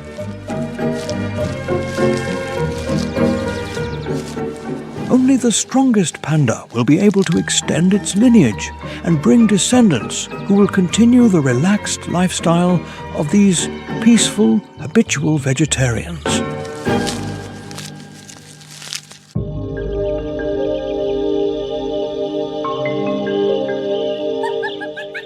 While male pandas engage in a battle to see who gets the coveted female, right there, in the immensity of the plateau forest, there is another species that organizes itself into a very complex hierarchical society, the Tibetan macaque. These forest dwellers are another wonder of nature that Tibet gives us. Living up to the difficult living conditions they face, the Tibetan macaque is the largest monkey in all of Asia. The male of this species can weigh up to 20 kilograms and measure up to 60 centimeters in height. Another prominent and useful characteristic when winter knocks on the door is its beautiful, thick and long fur to protect them from low temperatures.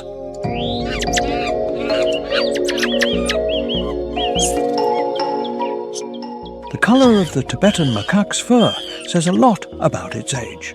Monkeys that have entered adulthood after 2 years show dark brown, almost black fur on the head, arms, back and legs, while the face and belly have a lighter beige tone. Tibetan macaque babies, on the other hand, have much lighter fur.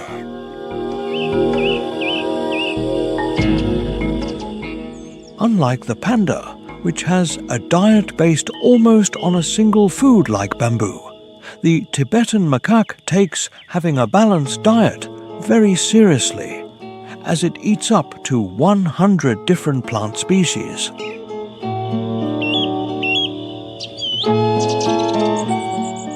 Due to their large size and the complex environment they are in, macaques have developed a great appetite, never saying no to the gifts that Tibetan nature offers them.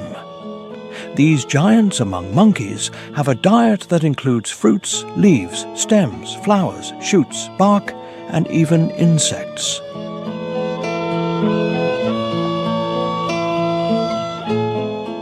When the time of scarcity arrives in Tibet, generally in winter for the macaques, they adjust their appetite to what they find in nature. Here, the options are somewhat more austere, such as fatty seeds and starch-rich nuts.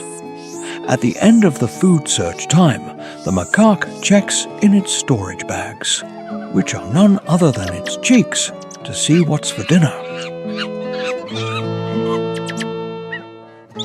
While the snow leopard is a solitary and territorial animal, and the panda has conflicts with its conspecifics, the Tibetan macaque believes that the bigger the family, the better.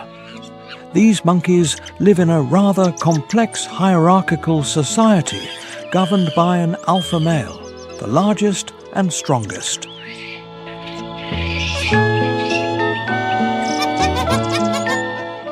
The fate of the other members of the group depends on their gender. Young males, upon reaching adolescence, will have the door open to leave the group and seek their own territory, as the leader does not want competition. In the case of females, they will remain their entire lives in the group where they were born, of course, as long as they are willing to please the alpha.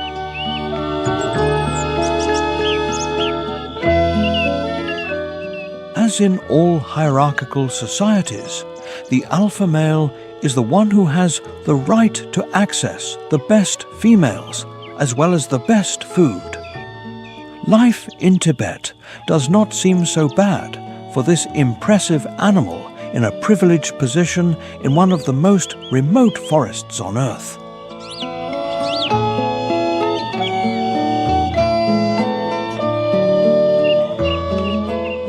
But the alpha's reign will not last forever.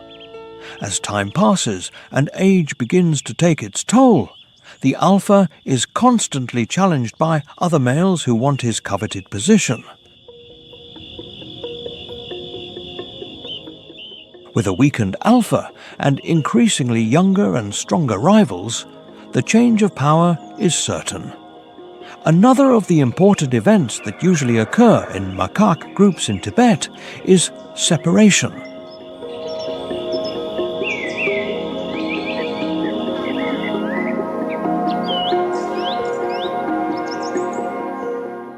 When a group has grown too large in number, reaching 40 or 50 members, resources begin to become scarce, and often the youngest decide to leave to start a smaller group where their survival is easier.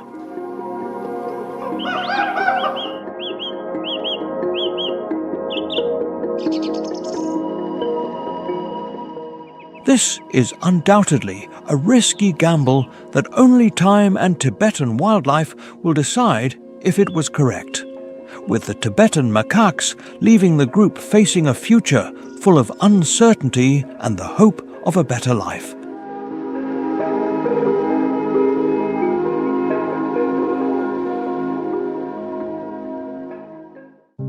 The Himalayan monal is mainly distributed in alpine and mixed forests at an altitude of approximately 2,400 to 4,500 meters, extending from Afghanistan and Pakistan to Nepal and northern India. This is one of the most colorful pheasants, with a characteristic iridescent plumage, a phenomenon created by the microstructure of the feathers, and not just by the pigment. The monal feeds mainly on the ground, using its strong beak to dig for roots, tubers, insects and seeds. This activity inadvertently disturbs the surface layer of the soil, helping to improve soil aeration and supporting vegetation regeneration. Its diverse diet makes the monal an important part of the ecological network of the alpine forest. In the past, the Himalayan monal was intensely hunted for its brilliant plumage. Currently, the species is listed as least concern by the IUCN, but still greatly depends on habitat conservation. The stable presence of the monal is often seen by conservationists as a sign of a relatively intact forest ecosystem, where human pressure has not yet exceeded nature's tolerance threshold. The existence of the Himalayan monal underscores that the health of mountains and forests is not only reflected through large predators, but also through delicate creatures sensitive to environmental changes. And when those biological indicators begin to weaken, Tibet, the roof of the world, is silently sending a warning about its own future.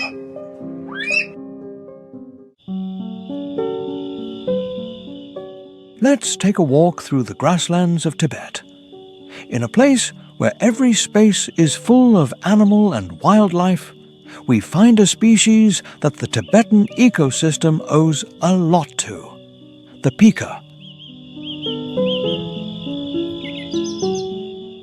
The pika is the smallest mammal in the entire plateau, weighing only about 300 grams.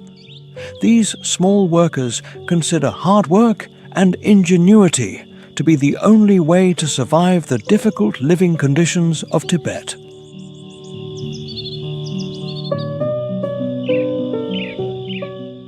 The pika is not just an animal species, but an entire genus that includes 29 remarkably homogeneous species, and Tibet is home to many of them, with an appearance very similar to a common guinea pig, covered by thick fur with different brown tones and a totally harmless appearance. It may be hard to believe that these cute animals are true survivors, and that many other Tibetan species completely depend on their existence.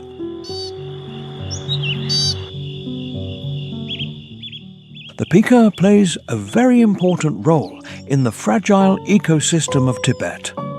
As small herbivores, they spend most of their time foraging in the grasslands, often digging, trying to find seeds or shoots, thus aerating the soil of the plateau, helping to conserve it.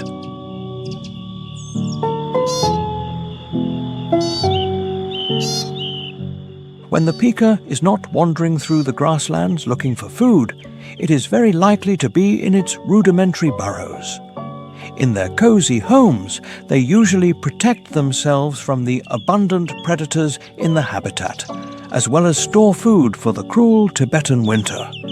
And speaking of winter, one of the keys for the pika to survive these freezing temperatures is to prepare well in advance.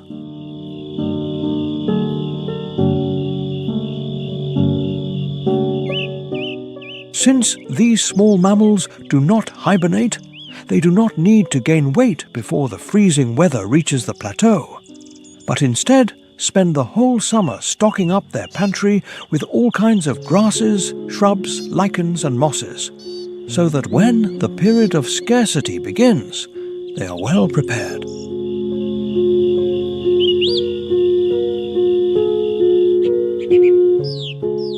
Although it is true that the pika feels most comfortable with temperatures below 25 degrees Celsius, when the Tibetan winter arrives, they have no choice but to hide in the burrow.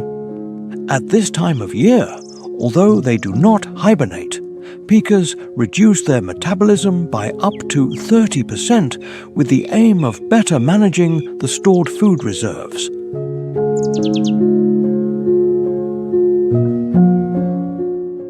Although in these conditions a handful of grass can be worth its weight in gold, pikas are very cooperative with each other and often share food with their burrow mates.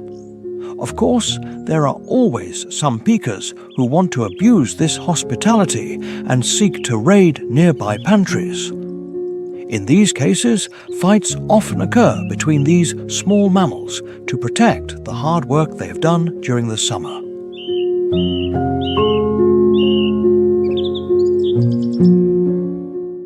No matter how well the pika plans the winter, you never know when the Tibetan plateau will bring more freezing days than usual, and often the stored food is not enough for everyone. Here, the pika is forced to do something unexpected, but that shows a bit of the ingenuity and desire to live of this animal. It leaves the burrow and looks for a type of food that may not be very refined, but satisfies its nutritional needs: the dung of the majestic yak.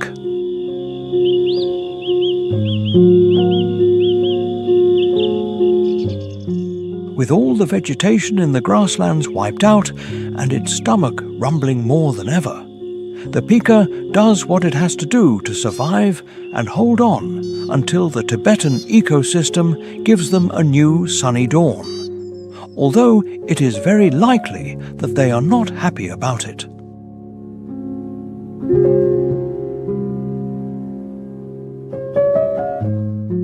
The pika occupies an important place in the food chain of Tibet. When medium-sized prey is scarce due to the harsh conditions on the plateau, they represent a good food source for species such as foxes, hawks, weasels, and are even the favorite dish of the brown bear.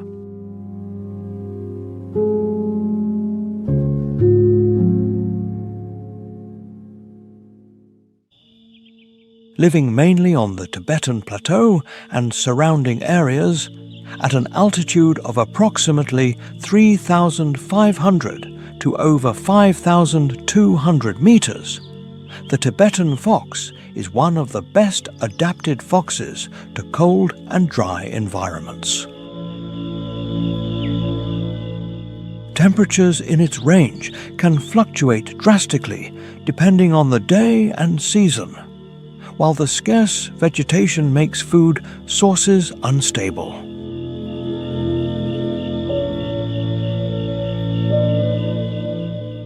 Summarized studies show that the pika is the main component of the Tibetan fox's diet, representing a large proportion in many populations. Thanks to this fox acts as an important population controller, especially for alpine grassland ecosystems.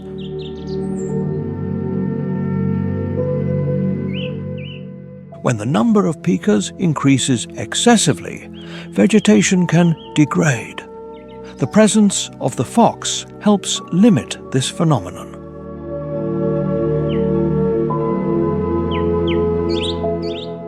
The Tibetan fox stands out for its low-energy hunting strategy.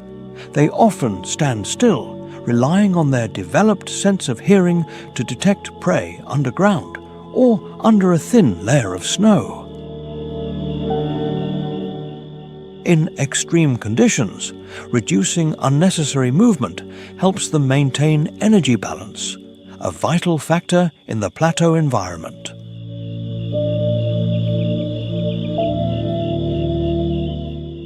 In areas where the Tibetan fox has declined, ecological studies have recorded a local increase in pikas, leading to changes in the structure of the grasslands. This makes the Tibetan fox not just a predator, but a crucial component for maintaining ecological stability on the plateau. While these ecological interactions take place near the ground, further up in the alpine forests, Tibet displays another aspect of its biodiversity.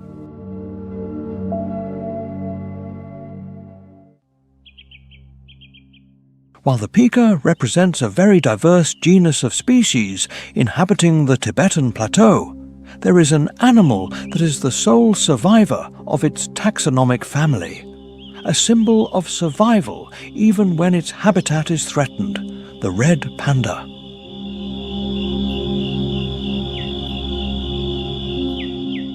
Despite its name, the red panda has nothing to do with the giant black and white bear that lives in the Tibetan forests. In fact, it is more closely related to the raccoon. With a size similar to a domestic cat and thick fur that truly lives up to its name, the red panda is one of the most emblematic species of this region in the world.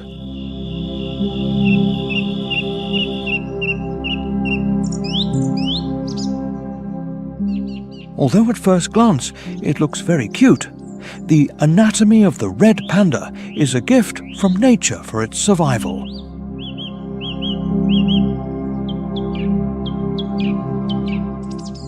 Its fur, as a good resident of Tibet, is thick and quite dense to protect it from the low temperatures and wind at this altitude of the planet.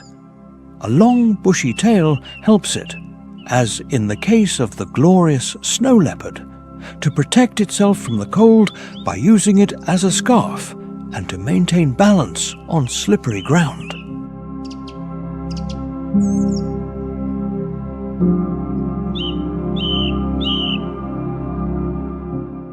Its short black paws are a clear example of the animal's adaptation to their habitat. On the one hand, they have thicker fur, ideal for walking on snow, and when it's time to effortlessly climb, the red panda pulls out retractable claws to climb trees and stay safe from predators.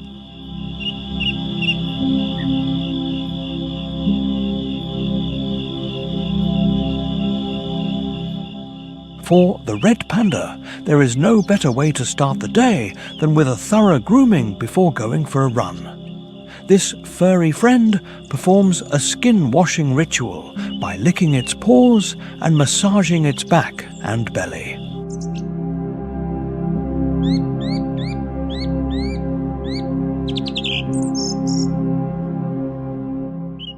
Although little related to the Tibetan giant panda, they share many characteristics in behavior and habits. For starters, both are very good sleepers. The red panda can spend up to 2/3 of the day resting, usually curled up on its tail among the branches of trees.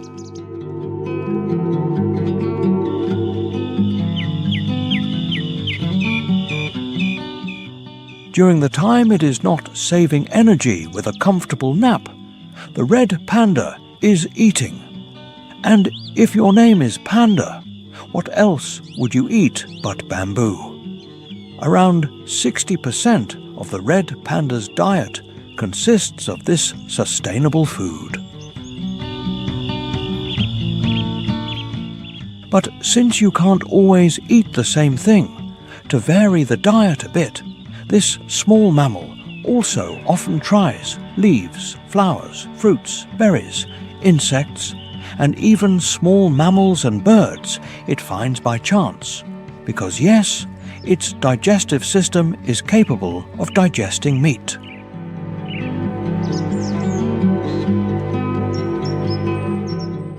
When you don't measure more than 60 centimeters and live in a wild neighborhood like the Tibetan forest, you have to know how to defend yourself, as your appearance doesn't cause much fear, to say the least.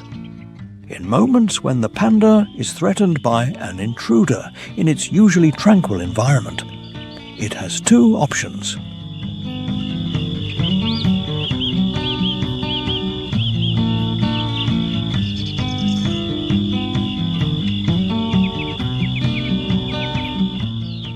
The first option, if it sees the opportunity, is not to hesitate to leave the forest fights to other species and escape to the nearest tree using its expert climbing skills.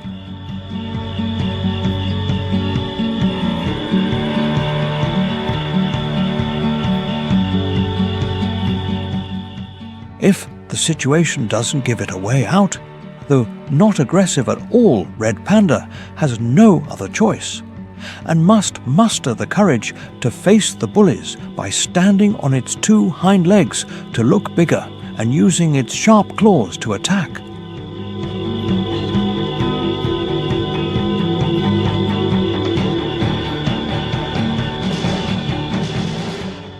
Although the most common predator of the red panda is the glorious snow leopard, against whom in a hand-to-hand combat it would never stand a chance, this strategy can sometimes work as a last resort before becoming part of this feline's menu.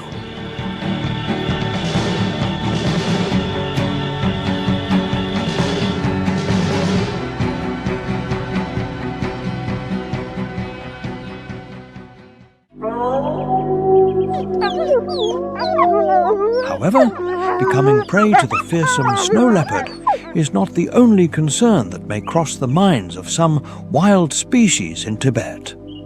In the vast and icy landscape, another hunter lurks with a very different lifestyle: the Tibetan wolf.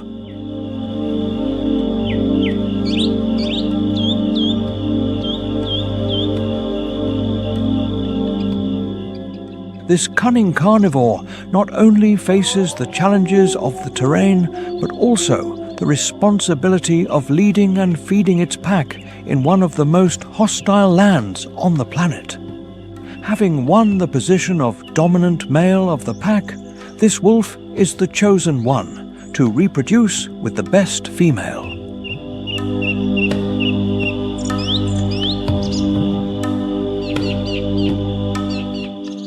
In the complex lifestyle of the Tibetan wolf, this is a survival measure that ensures the pack's strength with pups of the best possible lineage.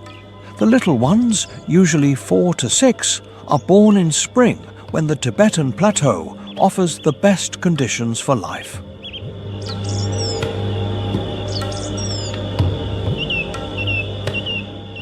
During this time, they will depend on their mother's care, as they only weigh about 400 grams.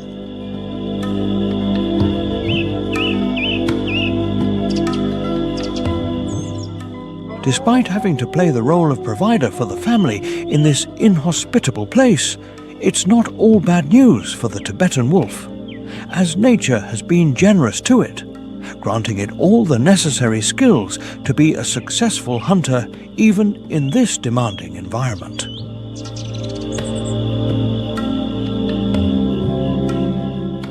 Weighing up to 32 kilograms and measuring up to 1.65 meters, the Tibetan wolf is a predator, perhaps not as impressive as the snow leopard, but just as effective.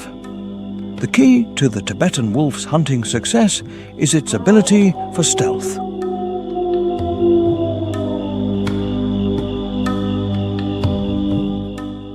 With fur that changes according to the season between white, brown, yellow and black, the Tibetan wolf hides perfectly among the vegetation while stalking its prey. When the prey detects it, it is almost always too late, as the Tibetan wolf reaches speeds of up to 40 kilometers per hour. Most of its prey, in comparison, seem to move in slow motion, trying not to become the food that the Tibetan wolf will take to its beautiful family.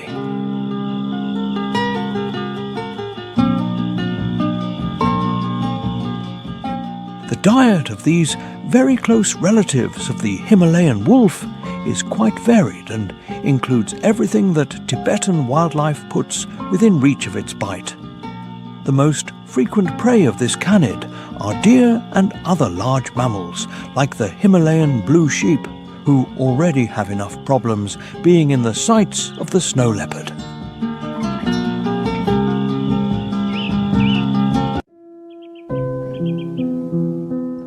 But the wildlife of Tibet is not only manifested in large and fierce creatures like the Tibetan wolf.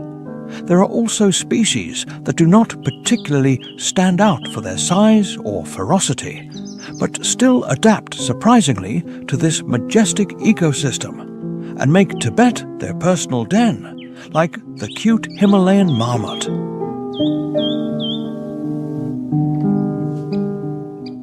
Perhaps at an altitude of about 5,200 meters above sea level, one of the animals we would least expect to find would be a cute marmot.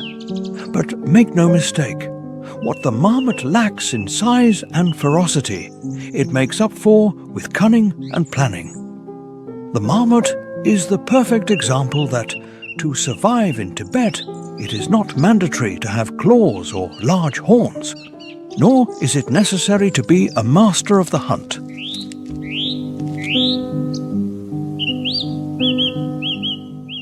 Among the alpine grasslands of Tibet, at the boundary between the forests dominated by pandas and the most freezing areas where the snow leopard is the absolute king, the marmot has an enviable burrow condominium. When you are a terrestrial rodent no more than 70 centimeters tall, living in one of the wildest places in the world, the Himalayan marmot knows that having good shelter is crucial.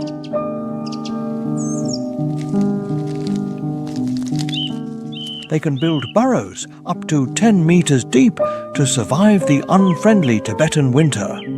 Also, let's remember that the Himalayan marmot spends about 8 months a year hibernating in its burrows. So it could be said that having a comfortable space to snuggle up and stay away from extreme temperatures, and predators that dream of a marmot dinner on days of food scarcity is advisable.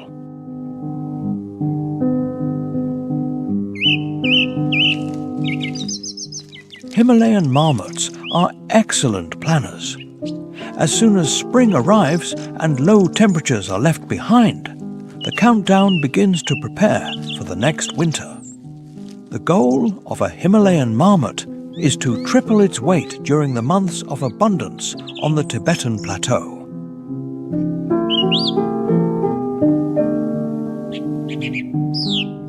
To do this, they eat a variety of herbs, prioritizing flowering plants due to their higher nutritional value. For the Himalayan marmot, if the eating time is limited, they will not waste it on junk food, in this case, old plants that contain many alkaloids.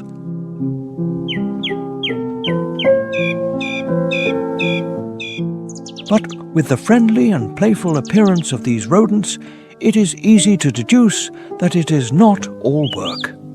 The Himalayan marmot also knows how to have fun during the precious time out of the burrow.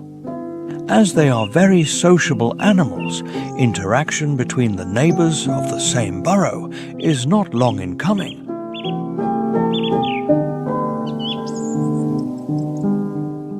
One of the favorite games of the Himalayan marmot is playing to fight, where it seems that all the tenderness has been set aside and the marmot has started a battle. But there is nothing to worry about because it is just a game.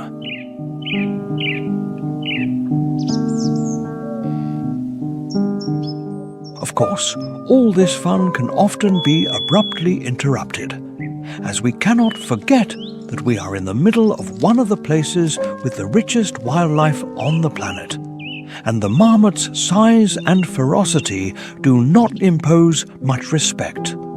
To protect themselves from countless predators, the marmot has a sophisticated alarm system.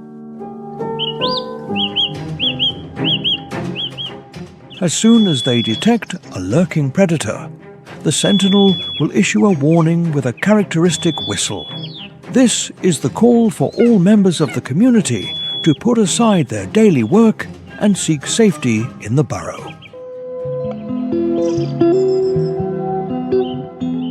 The surveillance job is generally assigned to the adult males of the burrow. Their role is fundamental, as while they identify potential dangers, the rest of the community can eat without interruption, ensuring the survival of the burrow.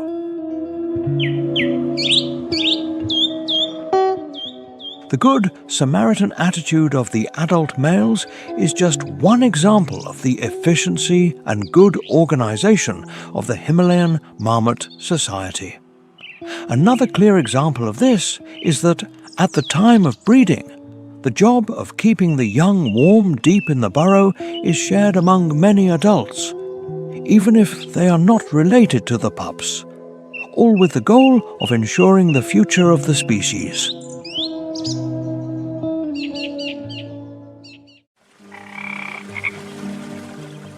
Not far from the Himalayan marmot neighborhood, heading towards the endless plains of Tibet, we find a species with impressive horns and more adapted than anyone to the difficult daily routine of living thousands of meters above sea level. The majestic Tibetan red deer.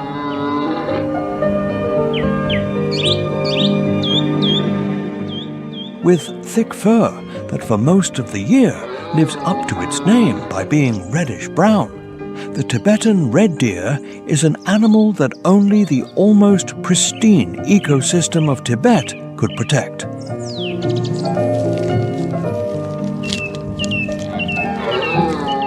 The majesty of this herbivore reminds us of the incredible biodiversity that the Tibetan plateau harbors in its forests, mountains, moors, and plains.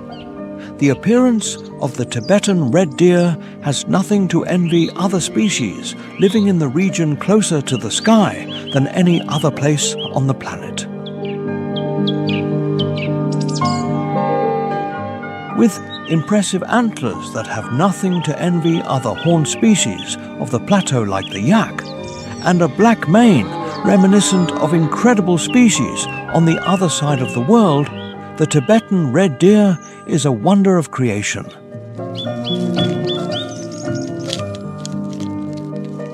Of course, As in any red deer subspecies, there is a marked sexual dimorphism, with the female lacking the characteristic antlers and being more compact in size than the male.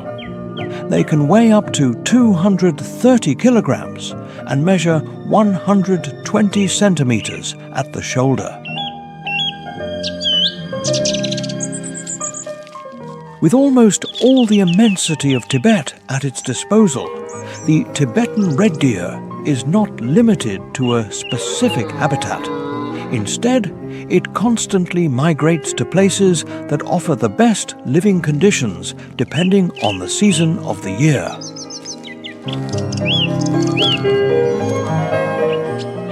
When the thermometer marks more pleasant temperatures on the plateau, and the melt causes an increase in swarms of flies and mosquitoes that usually bite the Tibetan red deer, it goes up to higher lands, where thanks to the abundance of the season, it will have no problems finding food.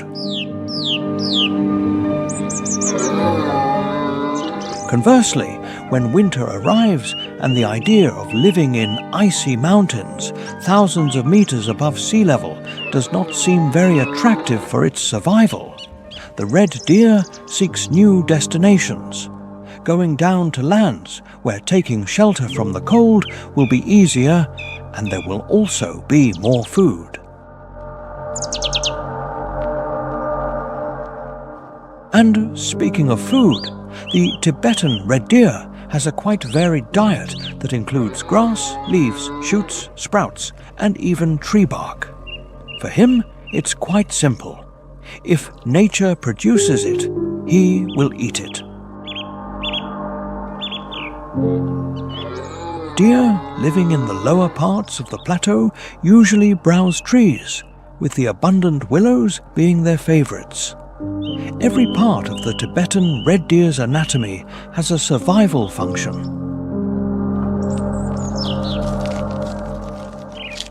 The thick and striking fur helps it withstand the freezing conditions of the Tibetan climate, just as the sensitive muzzle is vital for detecting predators and communicating with each other through pheromones. But there is one part of the body that they will use a lot when the breeding season begins. This part measures up to 70 centimeters and is mounted on their head.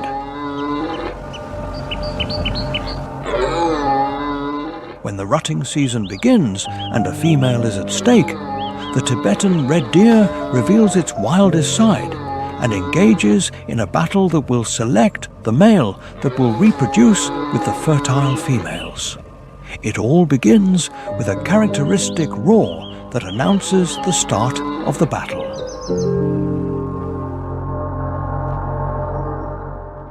Then each male will charge with all his strength, using their antlers as real weapons, pushing forward until the opponent surrenders, or even until one of the two loses his life.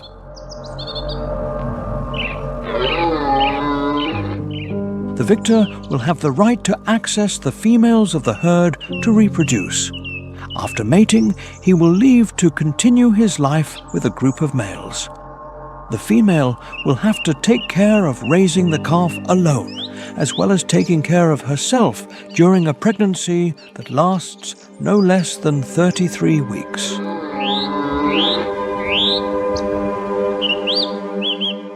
At the end of this challenging stage, each female will give birth to one calf that will need mother's milk for at least 8 months.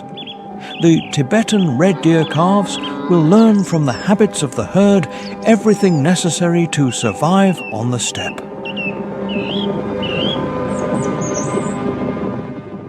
Upon reaching adulthood, generally between 3 and 4 years old, the male leaves the herd to explore new horizons on his own, while the female will remain in the group, where upon reaching sexual maturity, they will be ready for the arrival of the rutting season, in which the males will again enter combat for the privilege of reproducing, restarting the life cycle of this majestic herbivore.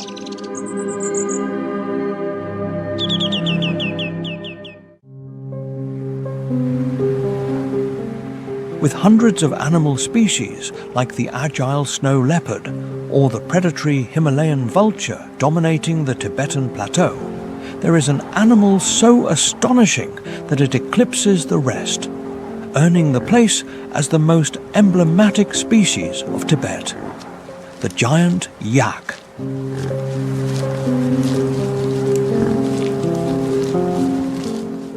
The yak is a large and very hairy bovine that has made the Tibetan plateau its cozy home. These giants that can weigh up to 1,000 kilograms are capable of living at an altitude of 6,000 meters.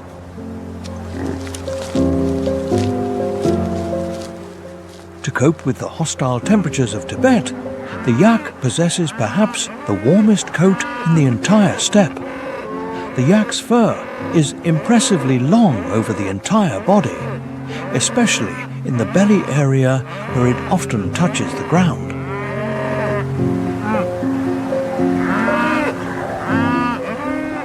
This thick black layer, like the Tibetan sky on winter nights, along with a large percentage of body fat, forms a kind of personal heating system that allows the yak not to flinch even when the rest of the wildlife on the plateau is not having its best days.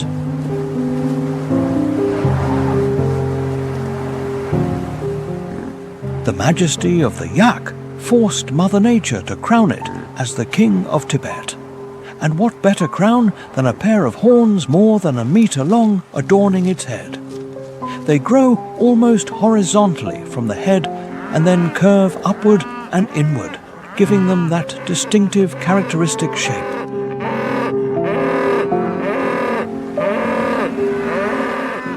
When it's time to eat, the yak forgets all the arrogance of being part of the Tibetan royalty and maintains a simple diet. The ability to adapt to food availability in this isolated place in the world is what makes the yak an expert in survival at high altitudes.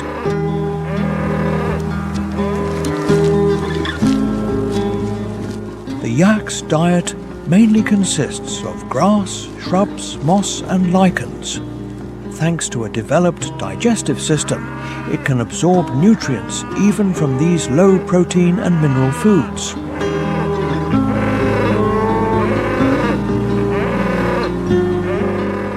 The yak is the most ideal Tibetan resident model.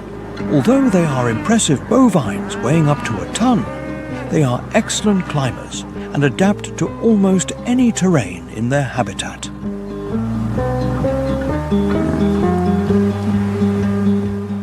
When food is scarce in one place, the yak does not think twice and seeks new horizons where it can satisfy its modest nutritional needs. For this, its advanced sense of smell acts as a compass, as they are capable of detecting good grasslands.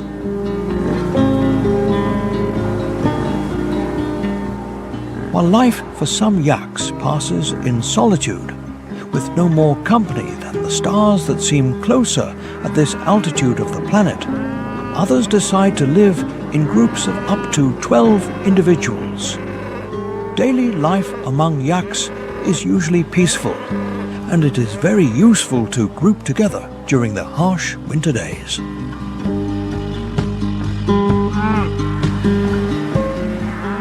When the warmer months arrive in Tibet, the yak adopts new habits, as it does not need to be in maximum survival mode.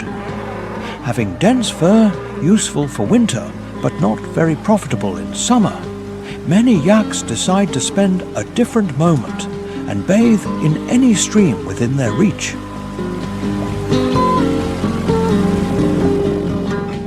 Being in one of the most important hydrological reserves in the world, they have no problem finding a puddle to splash in. Unlike the case of species like the Himalayan blue sheep, the pika, or the Tibetan red deer that live on the edge by being the target of the region's largest predators, the yak is at the other extreme, as it has no natural enemies.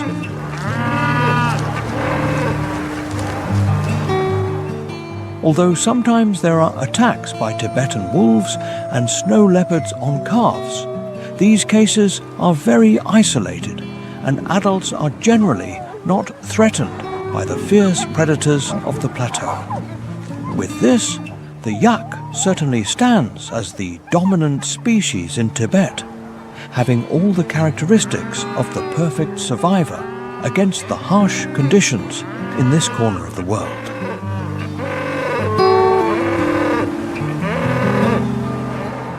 Although there are many ways to describe this species, impressive, majestic, or giant, untamable is not an appropriate adjective for these bovines, as many yaks have been domesticated by Tibetan locals.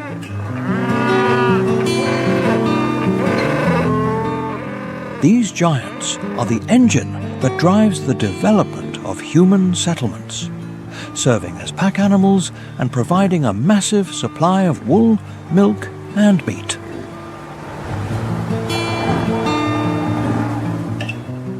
Although human settlements have a lot to thank the resilient yak for, the truth is that from this relationship, the bovine has not benefited at all. The domestication of the yak since about 3,000 years ago on the Tibetan plateau has reduced its species to only about 10,000 wild adult individuals.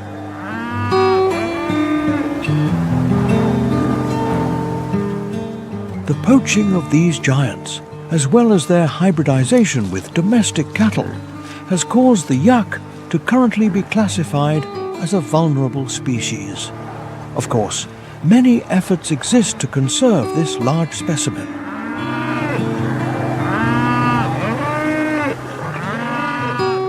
Today, throughout China, the yak is a protected species, and several reserves have been created aimed at stimulating its reproduction in the wild.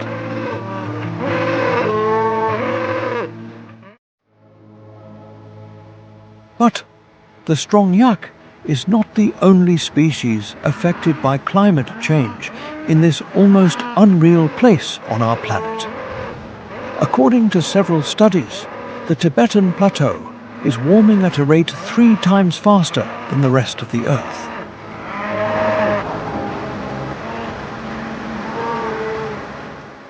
This means that the abundant glaciers, home to incredible creatures like the king of the mountains, the snow leopard, are disappearing, creating a crisis in an ecosystem that until a few years ago was considered pristine.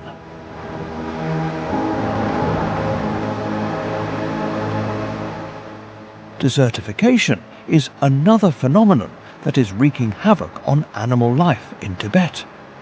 With the sudden temperature changes on the plateau, what until a few years ago could be alpine grasslands, where the Himalayan marmot had complex burrow systems, today have become desolate deserts, where wildlife hides and vegetation has disappeared, perhaps never to return.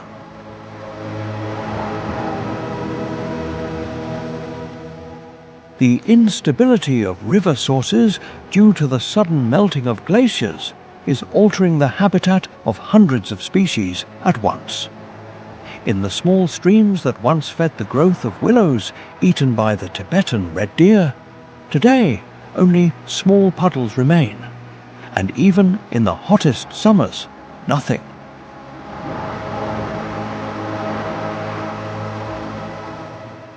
Tibetan forests and all the animals in them are also being severely affected by human activities in the region. Deforestation has wiped out dense forests that were once home to species like the gentle panda or herds of Tibetan macaques.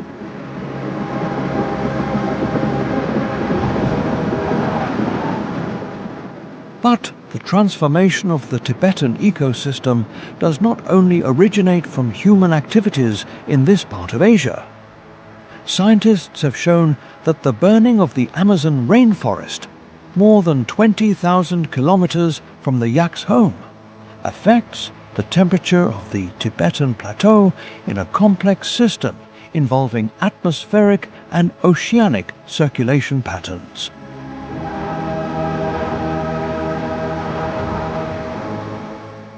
Dust particles from the burning of vast forest areas in South America travel to the other side of the world, heating the atmosphere and causing the infamous greenhouse effect.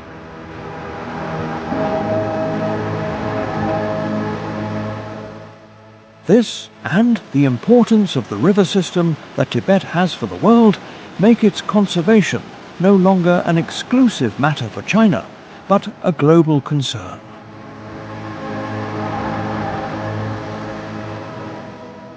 The good news is that hundreds of organizations are currently working to conserve this vital and biodiverse corner of our planet.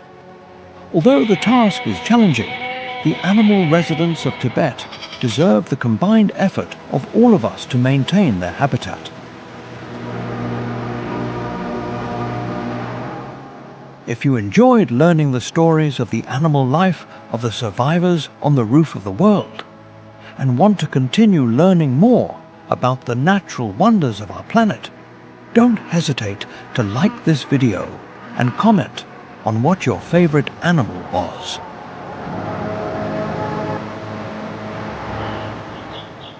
You can also subscribe and activate the notification bell to follow our new wildlife stories. Until the next time, with more stories about animal life.